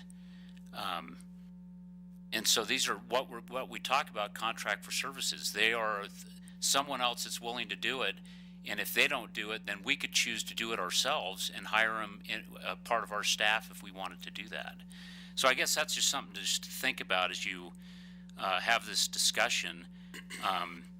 You know, I'm not here to talk about any of them in a way of saying that I don't think that these are great services. There's a lot of services out there. What I find ironic is the amounts that we give. So how do you put an amount on a service provided? For instance, we have injury prevention. They came to us probably at some point and said they wanted $5,000. Then we have youth services that asked for $45,000. If I looked at those two programs, how would I know which one should be funded and how much? And it's probably because that's what they came to the council and asked for in the beginning, but that's hard to weigh when you look at what they're actually providing, and services that the city would have to provide if they did not. And so that's, I guess, just to start off the conversations, because I know we've wanted to have this discussion, and I guess in the end, I'd just like to know if there's any direction to change any of these, because we need to look at that as we go through the budget process. Your Honor. Yes, Councilman Smith. In looking at these organizations, you know, there's a lot of worthy things that we can support. Just a couple of comments. You know, I guess my bottom line is that $372,320. And my question is that going to be an ever ballooning number? Are we ever going to at some point put some sort of a cap or limit on the type of money that we give out for these types of services? For instance, if now the VOA is going to need an additional $12,500, then are we going to cut $12,500 out of our budget, or are we going to continue to balloon these services? And I think Councilman Baker had a great idea. If we have extra supplemental funding coming from the state, that we can use that money to pay down some of our debt that we had a great discussion on at several of our meetings, and we ought to be thinking about doing some of that with that extra supplemental money, as opposed to making this 372 another 15, another 20,000, you know, 400,000 this year, 420 next year. And so that's my biggest overall question. If we're going to increase one area, are we going to cut another? Or are we going to, as groups want more money, are we just going to continue to make that pie bigger? I recall when I was on the council before that we had third-party requests that were in excess of 500,000. So the numbers have come down. I think it was a result of the budget buying that the city got itself in a few years ago, and I think they've done quite a good job.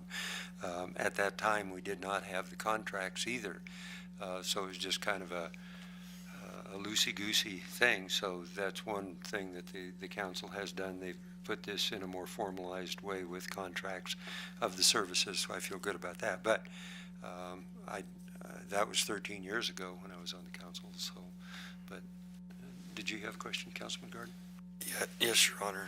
Would it be possible to get a total of the revenue that we collect back on recreational and these items, that we had a total that we were looking at that the tax dollar brings back to us?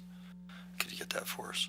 You mean like what CWC collects in ways of revenue? Yeah, Of the services rec they're tax, providing? the rec tax and all of those shares that come back to us from taxes that fund this program.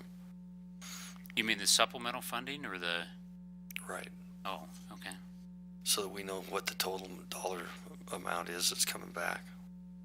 Yeah, because supplemental funding, we have about 890,000 that's coming to the city this year for supplemental funding. And see, if we had that number that's accurate, it's amazing how quick government moves, and we think that that's our money.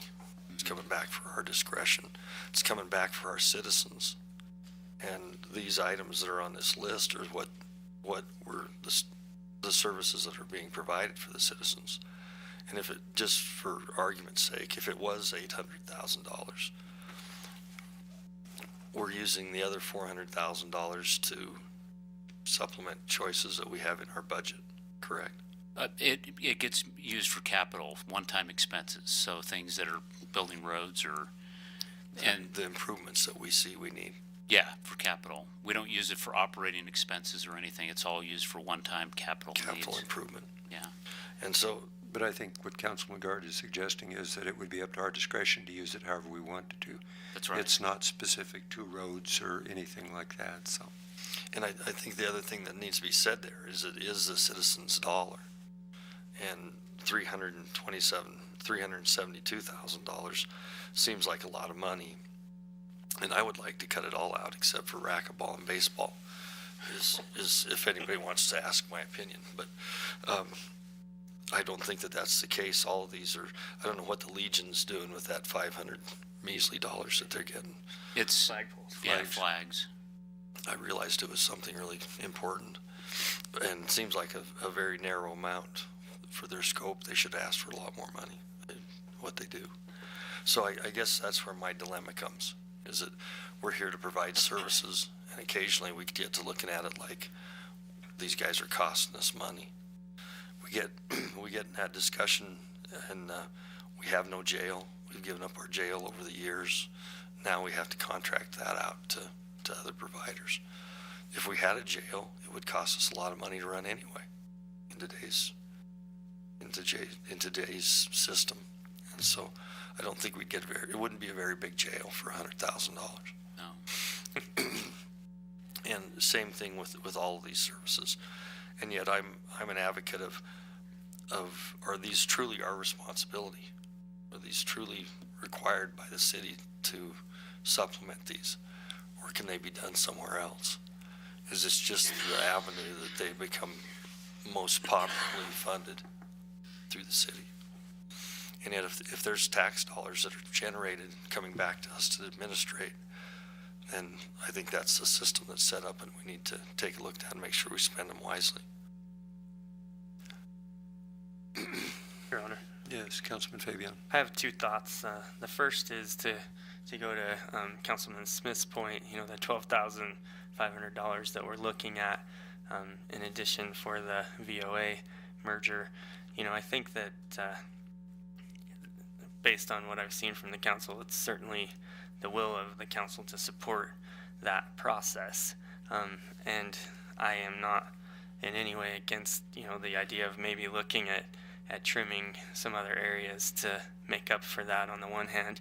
And yet, in hearing the man from VOA, I can't recall his name, but who came and spoke to us, he said essentially that he anticipated that number would actually be decreasing over time, not increasing. And I guess if you look at it as an upfront cost that we're gonna help to facilitate them coming here with the idea that in fact it will save us, or I won't say save us money, but that amount will dwindle over time. I think, you know, with that in mind, maybe it's not necessary this year to go trim out that 12,500 from other places.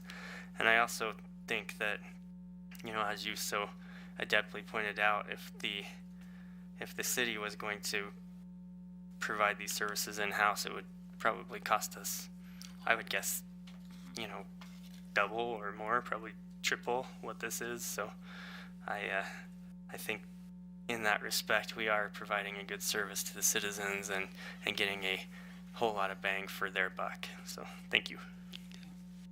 Any other comments? Well, Councilman Baker? Your Honor, I think something that would help us to make those decisions, and I don't know how to come up with this number necessarily, but is there any way to calculate what the value of the service is that we're receiving? You know, we could go back and look at a recreation program that when I came on the council a few years ago, I think we were spending $350,000 a year and trying to maintain a little rec center downtown and trying to run an after-school program. And we had all kinds of things that we were trying to do, and it was costing us, and you know, and had city employees involved in running that, and so then we basically cut that in half. And actually, it looks to me like we've got a considerably expanded recreation program over what the city was attempting to provide by partnering with the college, and so we got some value from that partnership. When it comes to PAWS, I don't know how to evaluate that because I don't know how many animals they handle in a year. I don't know, you know, and they achieved a no-kill status, and then you look at the alternative to that, you know, what if we didn't have that facility? How would we deal with animals in the community? And yet, it appears to me that we spend more money on them than we do on taking care of our kids that get into trouble, delinquent kids instead of delinquent dogs. Okay, or you see what I mean? How do you balance that out, and how do you look at that? Well, you know, at one time we kind of thought that maybe we spent $100,000 on the Alcohol Crisis Center, but the alternative to that would be if we simply took a full incarceration approach and transported all those people to Lander, or had some other kind of custodial facilities, might cost us as much as $300,000 a year. Well, by partnering with an organization like the Alcohol Crisis Center, then we get some input from the county and from other communities and the tribes and that type of thing at some level, and then they get a bunch of state money to supplement that as well, and so the entire burden of running that program is not ours. Okay, in spite of the fact that in our case, the city of Riverton is probably the greatest beneficiary. And so, you know, you look at those programs and you can say, well, if we did this ourselves, well, it cost us 3 times, and we don't have that number, okay, to actually work with. And so I think that if there was some way to generate those kind of numbers, even if we had some kind of rationale, you know, to deal with that, then maybe we could put a price on that. If we could, you know, if we looked at youth services, you know, what's the alternative to that? You know, is that just incarceration of those young people?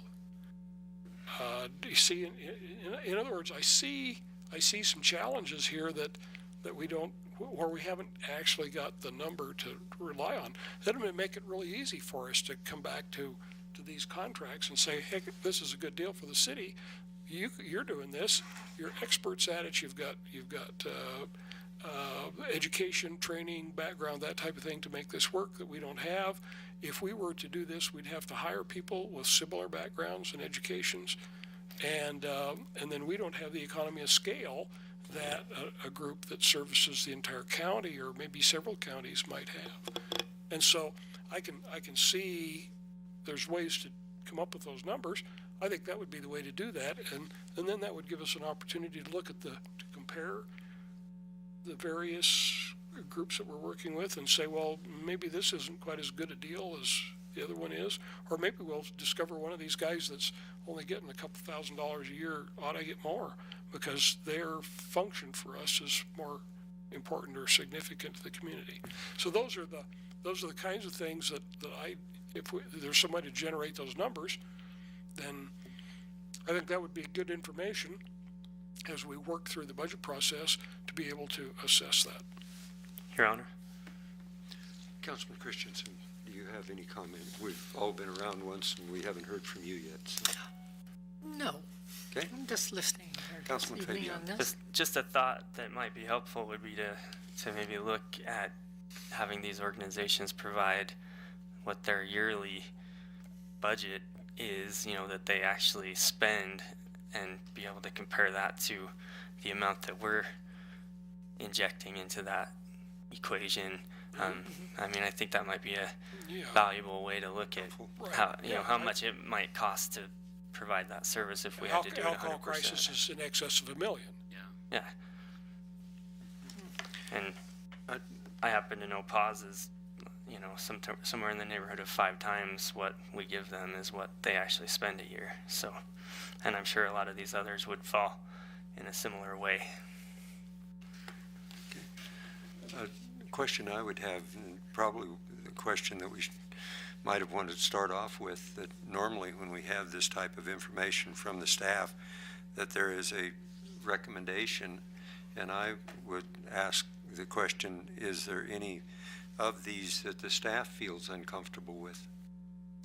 Because I feel confident that you and the senior staff are watching this kind of stuff all the time as well, and you may have some feelings about numbers you're seeing and things that you don't feel comfortable with, and you might be able to give us a little bit of direction. I can think of one in there, but Yeah, Your Honor, I can try to address that. Some of these are hard because it comes back to, what is the duty of the city? I mean, the Good Samaritan Center that provides food, I mean, that's typically not provided for by the city to provide for food. So that's hard to get into that number to figure out how that's really helping us, because we don't really, to me, that's a service I've never seen provided for by the city. So some of these are hard. The youth services is one that's been brought up by a few people, and I think some of it's just we don't understand the whole process, and the chief may be able to help me with this. But some things have changed with youth services, so a lot of these things are referred through circuit court, and they're not actually going through municipal court. So it helps kids, but it's not directly tied to the city. Is that right, Chief? Your Honor, some of what Youth Services is doing is providing a kind of a quasi-judicial process with juveniles to keep them out of the court system. That's part of their process. And I don't feel confident in speaking on behalf of Chuck Kratz and the work that they're doing there. But I did just run some quick numbers for Stephen this evening. It looks like we made about 320 juvenile arrests last year, so it'd be 2012. Each of those kids is sent to youth services prior to court. And so they work with those kids to try to divert them from the criminal justice system as best they can through pre-court diversion, also through court diversion, court order diversion, and make recommendations, because they're the ones who really track kids county-wide and say, this kid gets a ticket in Riverton, but he got a ticket out in the county. They don't fall between the cracks. They don't get to play the jurisdictional game. They're all going to one place and sort of being reviewed to make good decisions about what the proper application of the court process is for that individual kid. Now that we're going into this juvenile detentions alternatives, we don't even have a place to lock juveniles up. And so, in my mind, youth services, while I can't speak to all that they do, has a very important role in that, because we have no place to lock juvenile offenders up. thank you. To Your Honor, the other ones I don't really have. I think in a lot of ways we do get a big bang for our buck. I mean, when I look at the numbers, but really it comes down to a policy decision as to what the city should be providing for services, and all of us would probably have a different opinion of what that is, and that's what makes it so difficult. It seems to me like as well that this $890,000 that we'll be receiving from the state, or whatever the number is, happens to finally come out to, the legislature is, especially this last year, is trying to get money back to the municipalities to help with these things that aren't quite as easily identifiable, but they recognize that the communities have that need in their community and want to try to help with state dollars. And so this is the way to do it. And so, you know, to me, I don't disagree with what Councilman Smith is suggesting, that anything like that where you have your hand out, why it has a tendency to want to get, you know, whatever you subsidize, that's what you're going to get more of. And so it kind of goes that way. But regarding, you know, the American Legion for $500, you know, for the amount of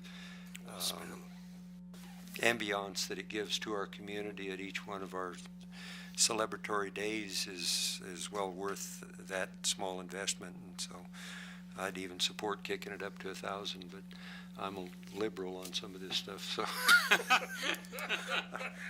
I don't know. It's I remember when I was working with the state that it always concerned me a lot that we would have, and I worked with the physically handicapped and the blind and whatnot, and it concerned me a lot that we would spend thousands and thousands of dollars on children that were just having a tough time making it through school, and yet we would spend precious little on the gifted and talented. But on the special education side of things, why, I mean, we were just spending hundreds of thousands of dollars. And yet, if you look statistically, the people that are going to be productive in our society, the chances are much better that they would be the higher functioning children with higher IQs and higher abilities and whatnot, and yet that's not where we were spending the money. But you know, it's kind of like the suggestion about the animal shelter for $36,000 and Good Samaritan Center for $6,000. You know, so I don't know. It's a tough one, but. Your Honor, we can try to come up with what Councilman Baker was talking about and we can get copies of their budgets, and then we can try to figure out if we tried to provide that service, how much it would cost us to do that. I think to try to do that kind of quantification would be really difficult. It is. You know, placing value on a golden lab versus a family that, you know, is coming through that has 2 children, and I don't know what number you would use to square that, but I do like Councilman Fabion's suggestion of seeing what percentage of the budget, you know, we're looking at here. I think that would be reasonable, and try to square that out a little more. But I don't know. Anyone else want to comment? Okay. Did you want to try to attack the master plan, or do you want to? That's up to you guys. You want to? How long is your presentation? Probably 15 minutes. Okay. I'm up for all night. Go for it. Sleeping like a baby every 15 minutes.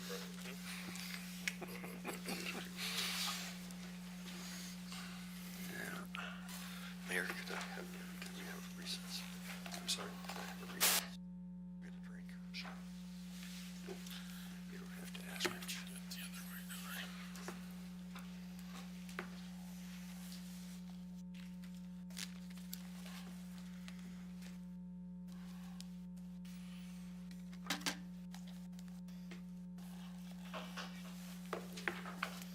The final chapter to the master plan. All right. We all want to have a cheer?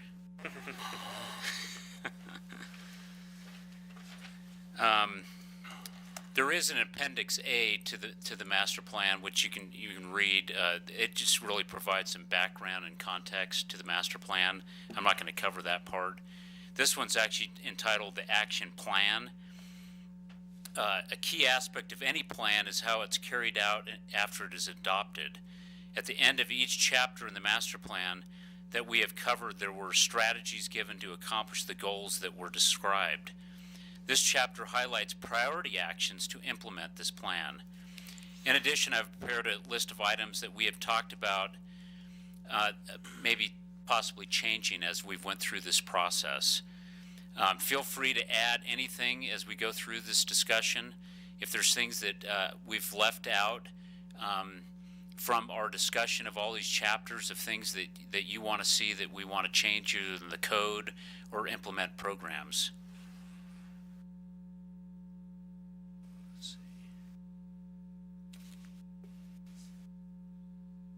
So at the end of each chapter, it described the strategy of how to accomplish the goal, the type of action, whose responsibility for the strategy, and the timing. As you can see on the left side of the slide, there are 3 types of actions. There are code reforms that actually change the regulations either in the municipal code or development regulations so that you can accomplish the goal.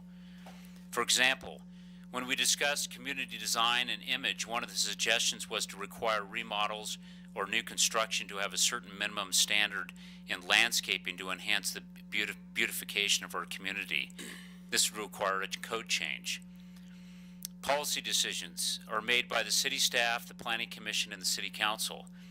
The city council will continually make decisions regarding development proposals and plan amendments. For example, a policy decision could be to establish regular meetings with Fremont County to address issues of mutual concerns, including future development, service provisions, and transportation.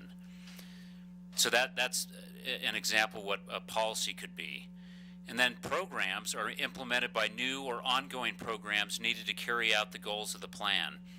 For example, continue to expand recycling programs as resources and collection facilities allow. Increase awareness of existing programs through advertising and public outreach. The responsibility column gives abbreviations for city leaders, departments, and partners responsible for each strategy. I think most on the list are self-explanatory of what the abbreviations are: CC, City Council.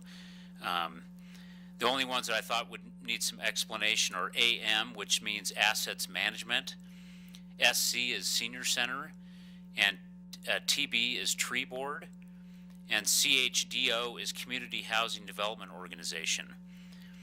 And finally, the last column is timing. A, which is number 1, is immediate priority. Right after the plan was adopted, it was something that we should jump on and do right away. 2 is high priority, completed with 1 to 2 years after the plan is adopted. 3 is medium priority, completed within 3 to 5 years. And O is ongoing. Actions occur continually. So these were the summary of priority actions that were identified in the master plan. This is actually in the chapter. The summary of actions is intended to focus the city efforts on what should take place in 2 years following the plan. We are well beyond the 2 years since adoption was in 2007. The only 2 that I'm aware of that we are working on or have completed is coordinating with YDOT on a scheduled improvement to North Federal and improving the Riverwalk area. I will go into a little more details on each of these priority actions.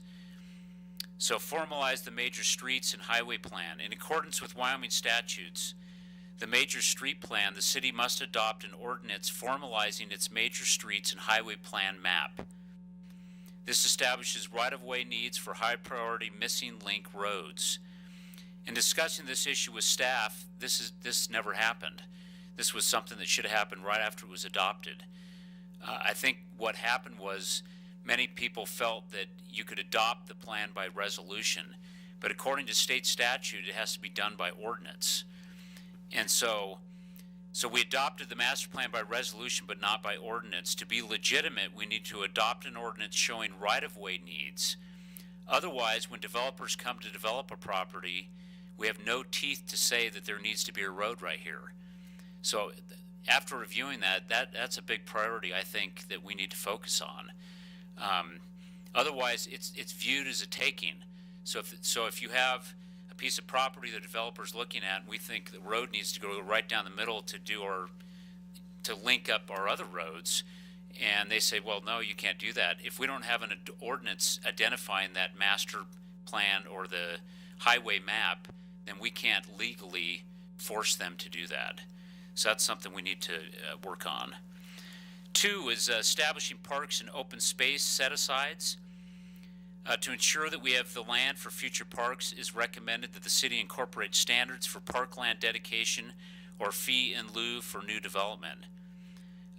This is something that we talked about. I didn't get a whole lot of people jumping up and down saying that we wanted to do that, but that was a priority of the master plan, was to establish some parks and open space requirements, and that would be a change in the code that would be required to do that, so that when a developer came in, you'd say, if you're developing so much acreage of land, you're going to have to put so much into open space or have a park available so that we have a park in the future, instead of the city having to go out and purchase property and develop that property.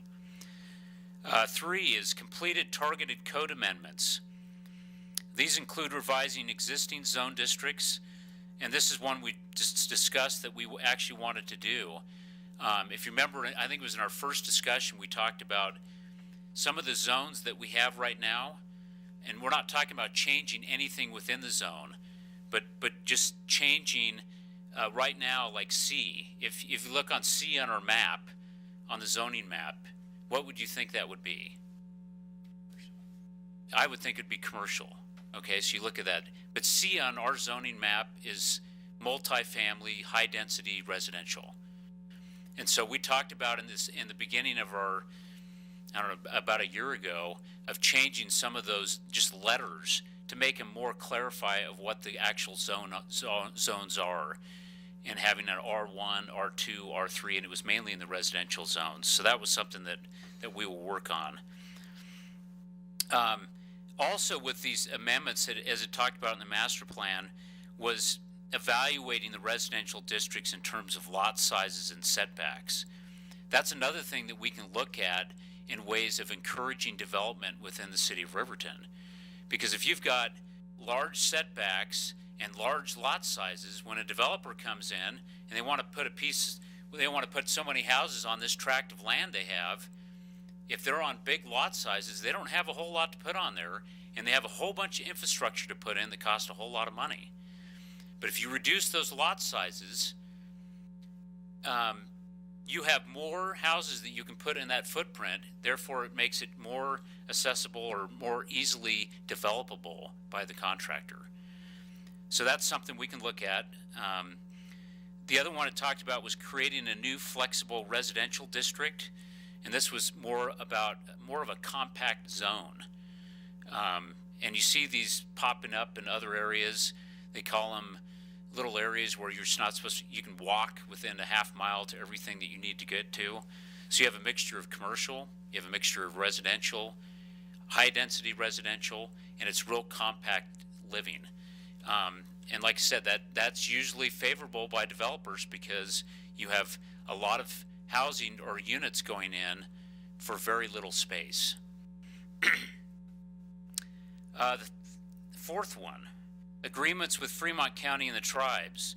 Without regional coordination, the city will have a diminished ability to manage and direct growth that is proposed outside of city limits. If an agreement can be reached with Fremont County, this would help make easy transition as property is annexed to the city. It would be our own from the half. It's almost like a form of a half-mile jurisdiction that we've talked about in the past. Council wasn't interested in doing a half-mile, mainly because we're going to start enforcing the building codes half-mile out there. We're going to require police protection, which all that would require more staff. But one thing we could do is approach Fremont County and ask about for development type things that weren't related, that would be directly related to cost against the city. And we could see if the county would go into an agreement with us for development issues of saying, do we have a little bit more teeth than what we have now? How does the new legislation that was passed this year weigh on that regarding the counties being able to, we make a decision and they say, no, we're not going to comply with it? That's right. And the new legislation that was just passed is that cities can still enact the half-mile jurisdiction, but the county's commissioners have the ability to reject that if they want to. Or they can reject just a portion of it. It wouldn't have to be the whole half-mile, but they could say this portion of the half-mile we don't agree with the city on, and they can overrule that. But if this particular thing would not be actual the half-mile jurisdiction, we'd be talking about just setting up a formal memorandum of agreement with the county of saying when we have properties that are within a half-mile, that we're going to follow these procedures to make sure that when they are brought into the city, that we know that we have proper roadway connections and utility easements and those type of things. Development incentives. Exploring a range of incentives to encourage development to located in growth areas. These incentives could range from lower development fees, density bonuses, or reduced parking requirements. So these are all kind of things to try to help with trying to encourage people to develop and build in Riverton. Coordinate with WYDOT on scheduled improvements to North Federal. We have completed some of these aspects, just need to build the project to see if we can come up with money to fund some of the amenities. What still needs to be worked on is the temporary access plan for businesses during construction and minimize disruption and potential loss of revenue. The next one is pursuing housing initiatives, participate in the Regional Community Housing Development Organization and seek grants and low-cost loans for new housing and housing rehabilitation in Riverton. Pursue economic development initiatives. Pursue opportunities to attract new businesses and employers to Riverton. Working with Idea Inc. Efforts focused on Job Corps. We have done that and it looks like that's going to come to pass. We worked with Senator Bebat on legislation to try to free up the Honor Farm property. It's a slow process, and it seems like every time we start down that, we ended up with, roadblocks, but I think we're moving in the right direction with that. And then the final one is pursue improvements to Riverwalk area. We have a TEAL grant for the development. Ran into a few snags, but it's moving forward. The city is doing a lot of the work that we thought we'd contract out with. And then we're working to get the final easements with Barbara Muir to connect that up to federal. But that's moving along too.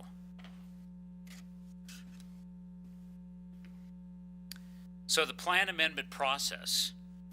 Updates and amendments to this master plan shall be in accordance with Wyoming Statute Sections 15.1.503, which require the Planning Commission to certify the plan to the City Council and the city to adopt the plan. So that was something I found a little interesting because I thought maybe the council could just do that, but it really needs to go to the Planning Commission first, make a recommendation, then the council can adopt the plan. Updates should occur a minimum of every 5 years. Purpose is to reevaluate the goals, policies, and strategies, changing or removing those that are out of date. The process for plan updates is a directive for an amendment by the City Council or a citizen occurs. Staff reviews the amendment proposal and makes a recommendation on a staff report. The PC holds a public hearing, Planning Commission, makes a determination, and then the amendment goes to the City Council for the action. Plan amendments can occur twice a year or as frequently as the City Council would like. A plan amendment may be approved if the Council makes specific findings that, first, it is beneficial to the city. Second, it is compatible with the surrounding areas. Third, it will address and mitigate impacts on transportation services and facilities. Fourth, minimal effects on service provisions, including adequacy or availability of urban facilities and services. Fifth, consistent with the logical expansion of the urban services area boundary. And seventh, strict adherence to the plan would result in a situation neither intended nor in keeping with the other goals and policies of the plan. And eighth, promotes the public welfare. So that's the process that we have to follow for a plan amendment. So when I went back through my notes and covering the chapters that we went over, some of the items that we talked about maybe possibly looking into, and I've already talked about one of those. The first one was the zone designation, simply changing A to R1, B to R2, and C to R3, so they know these are all residential zones. We didn't discuss much in changing actual language within those residential codes, but as I discussed earlier, if it's the will of the council to look into lot sizes and setbacks to make it easier for development, we can for sure look at that. But as you know, as we talk about changing anything in zones, people get pretty passionate about that. And it would have to be clear, even as we just change the letters, that we're just changing the letters. There's nothing being changed actually in the code, because people felt like when they bought that property that they were in a certain zone, and that should change forever. How much of a heartburn is that going to cause internally with bringing all of the paperwork and all of the stuff that Clyde has to work with and everything, change that as well? There would be a little bit of updating. We'd have to update the maps. We'd have to, the code changes that we do. We send those to a company, and they come back in our code books, and they're already changed. I mean, there would be some staff time required to do that, but in order to make it more clear, I think it would be worth it. A little bit of cost. I don't know how much to accomplish that, but. Yeah, well, there would be a little bit. Obviously, we'd have to do public hearings on any of the ordinances, so those require a little bit of cost. But that's why if we kind of put them in a couple of sections or try to do them in a lump sum, that would help in that process. That would make the most sense. We discussed already the agreement with Fremont County. That's one that we could look at. It doesn't cost us anything. And it could help the relations between the city and the county and future development outside the city limits. In our parks, we talked about the need for a park south of Main Street. We don't have a lot of options for those folks right now. We have the one right on Monroe, but that's something we should be looking at for a future park down south of Main Street. In our streets discussion, we talked about amending the code to widen the collector street requirements to accommodate multi-use paths, bicycle lanes, turn lanes, and medians. That was one that was brought up. Improving safety in sidewalks in the downtown and on Pershing. We talked about blinking lights or some sort of something that would trigger people when they're coming down the hill, or even on Pershing, that there's people in the intersections or in the crosswalks. One thing I noticed when I've been visiting other communities, they're starting to use these red flags, and so they put a red flag on each side of the street, and so when you go and cross the street, you pick up this red flag, and it's all reflective, and you walk across the street in the crosswalk, and then you put it in the little holder on the other side, and that makes you more visible. That is a fairly simple and not very expensive solution to try to create some more safety within the sidewalks. Helping WRTA with bus stops, bus stop signs, and finding money for shelter buildings to increase the awareness of public transit. And I recently just met with Benjamin on this issue, and I think we're going to work together. We're trying to find grant opportunities to see where we could put shelter buildings in. At least to get some better signs up so that people know where bus stops are. We discussed that there is no actual revenue source for storm drainage projects except the general fund. The idea of creating a stormwater drainage fee that would be paid on your city utility bill would be used for projects. That's one that was brought up. That's something we could look at. There is no revenue source for stormwater projects right now except what we have in the general fund, and that's probably why we have a lot of drainage problems in the city, because there's not a lot of funding for that. We already discussed the regional coordination with the tribe and the county on mutual concerns related to growth and development. Amending the code to require landscaping on commercial highway zone properties to help beautify the community. I think we had the discussion about trying to do that for other zones, but I think the council was looking more for the ones right on our main entrances of trying to help beautify those. And that would require a code change so that there would be a certain landscaping requirements if they plan to redevelop or put a new business in there. Creating a new land zone that would handle a mixed use. That's what we've talked about, lowering the lot sizes in the different zones so you could get more houses on a particular property and increasing the square footage that can be built on. Currently, the minimum lot size right now is 5,000 square feet, and that's in I believe in all zones.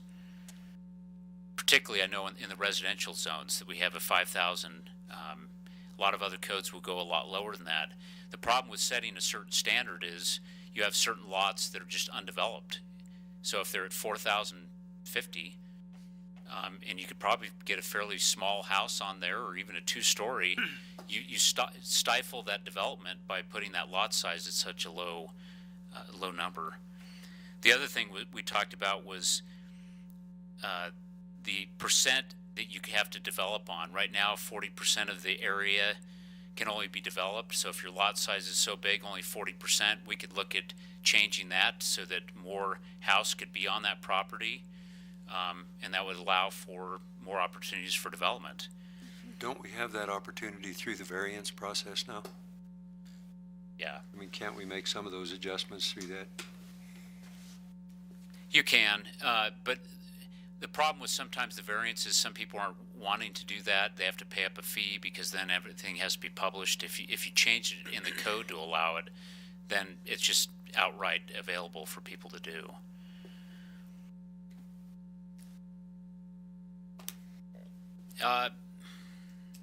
Any questions? So these were some of the items. Did you see any of those that I went through that you felt that we needed to, that I missed in the chapters that we've covered previously of things that we want to change, either in the master plan or change in the municipal code, anything? And you don't have to tell me now. You could email them to me later. But as we start this process, we're going to try to go through these and start making recommendations, start trying to make some of these changes, and then they'll go into the Planning Commission and get their approval, and then I'll move it up to the council. Does anyone have any questions for Mr. Weaver? 15 minutes, right on time. Wow, 15 minutes. Good job. All right. Maybe you could show Bill how to do that. Yeah. Okay, if there's no questions for Mr. Weaver, then Chair would entertain a motion to adjourn the work session this evening. Your Honor, I'd make a motion to adjourn. Second. Been moved and seconded. All those in favor? Aye. Aye. Aye.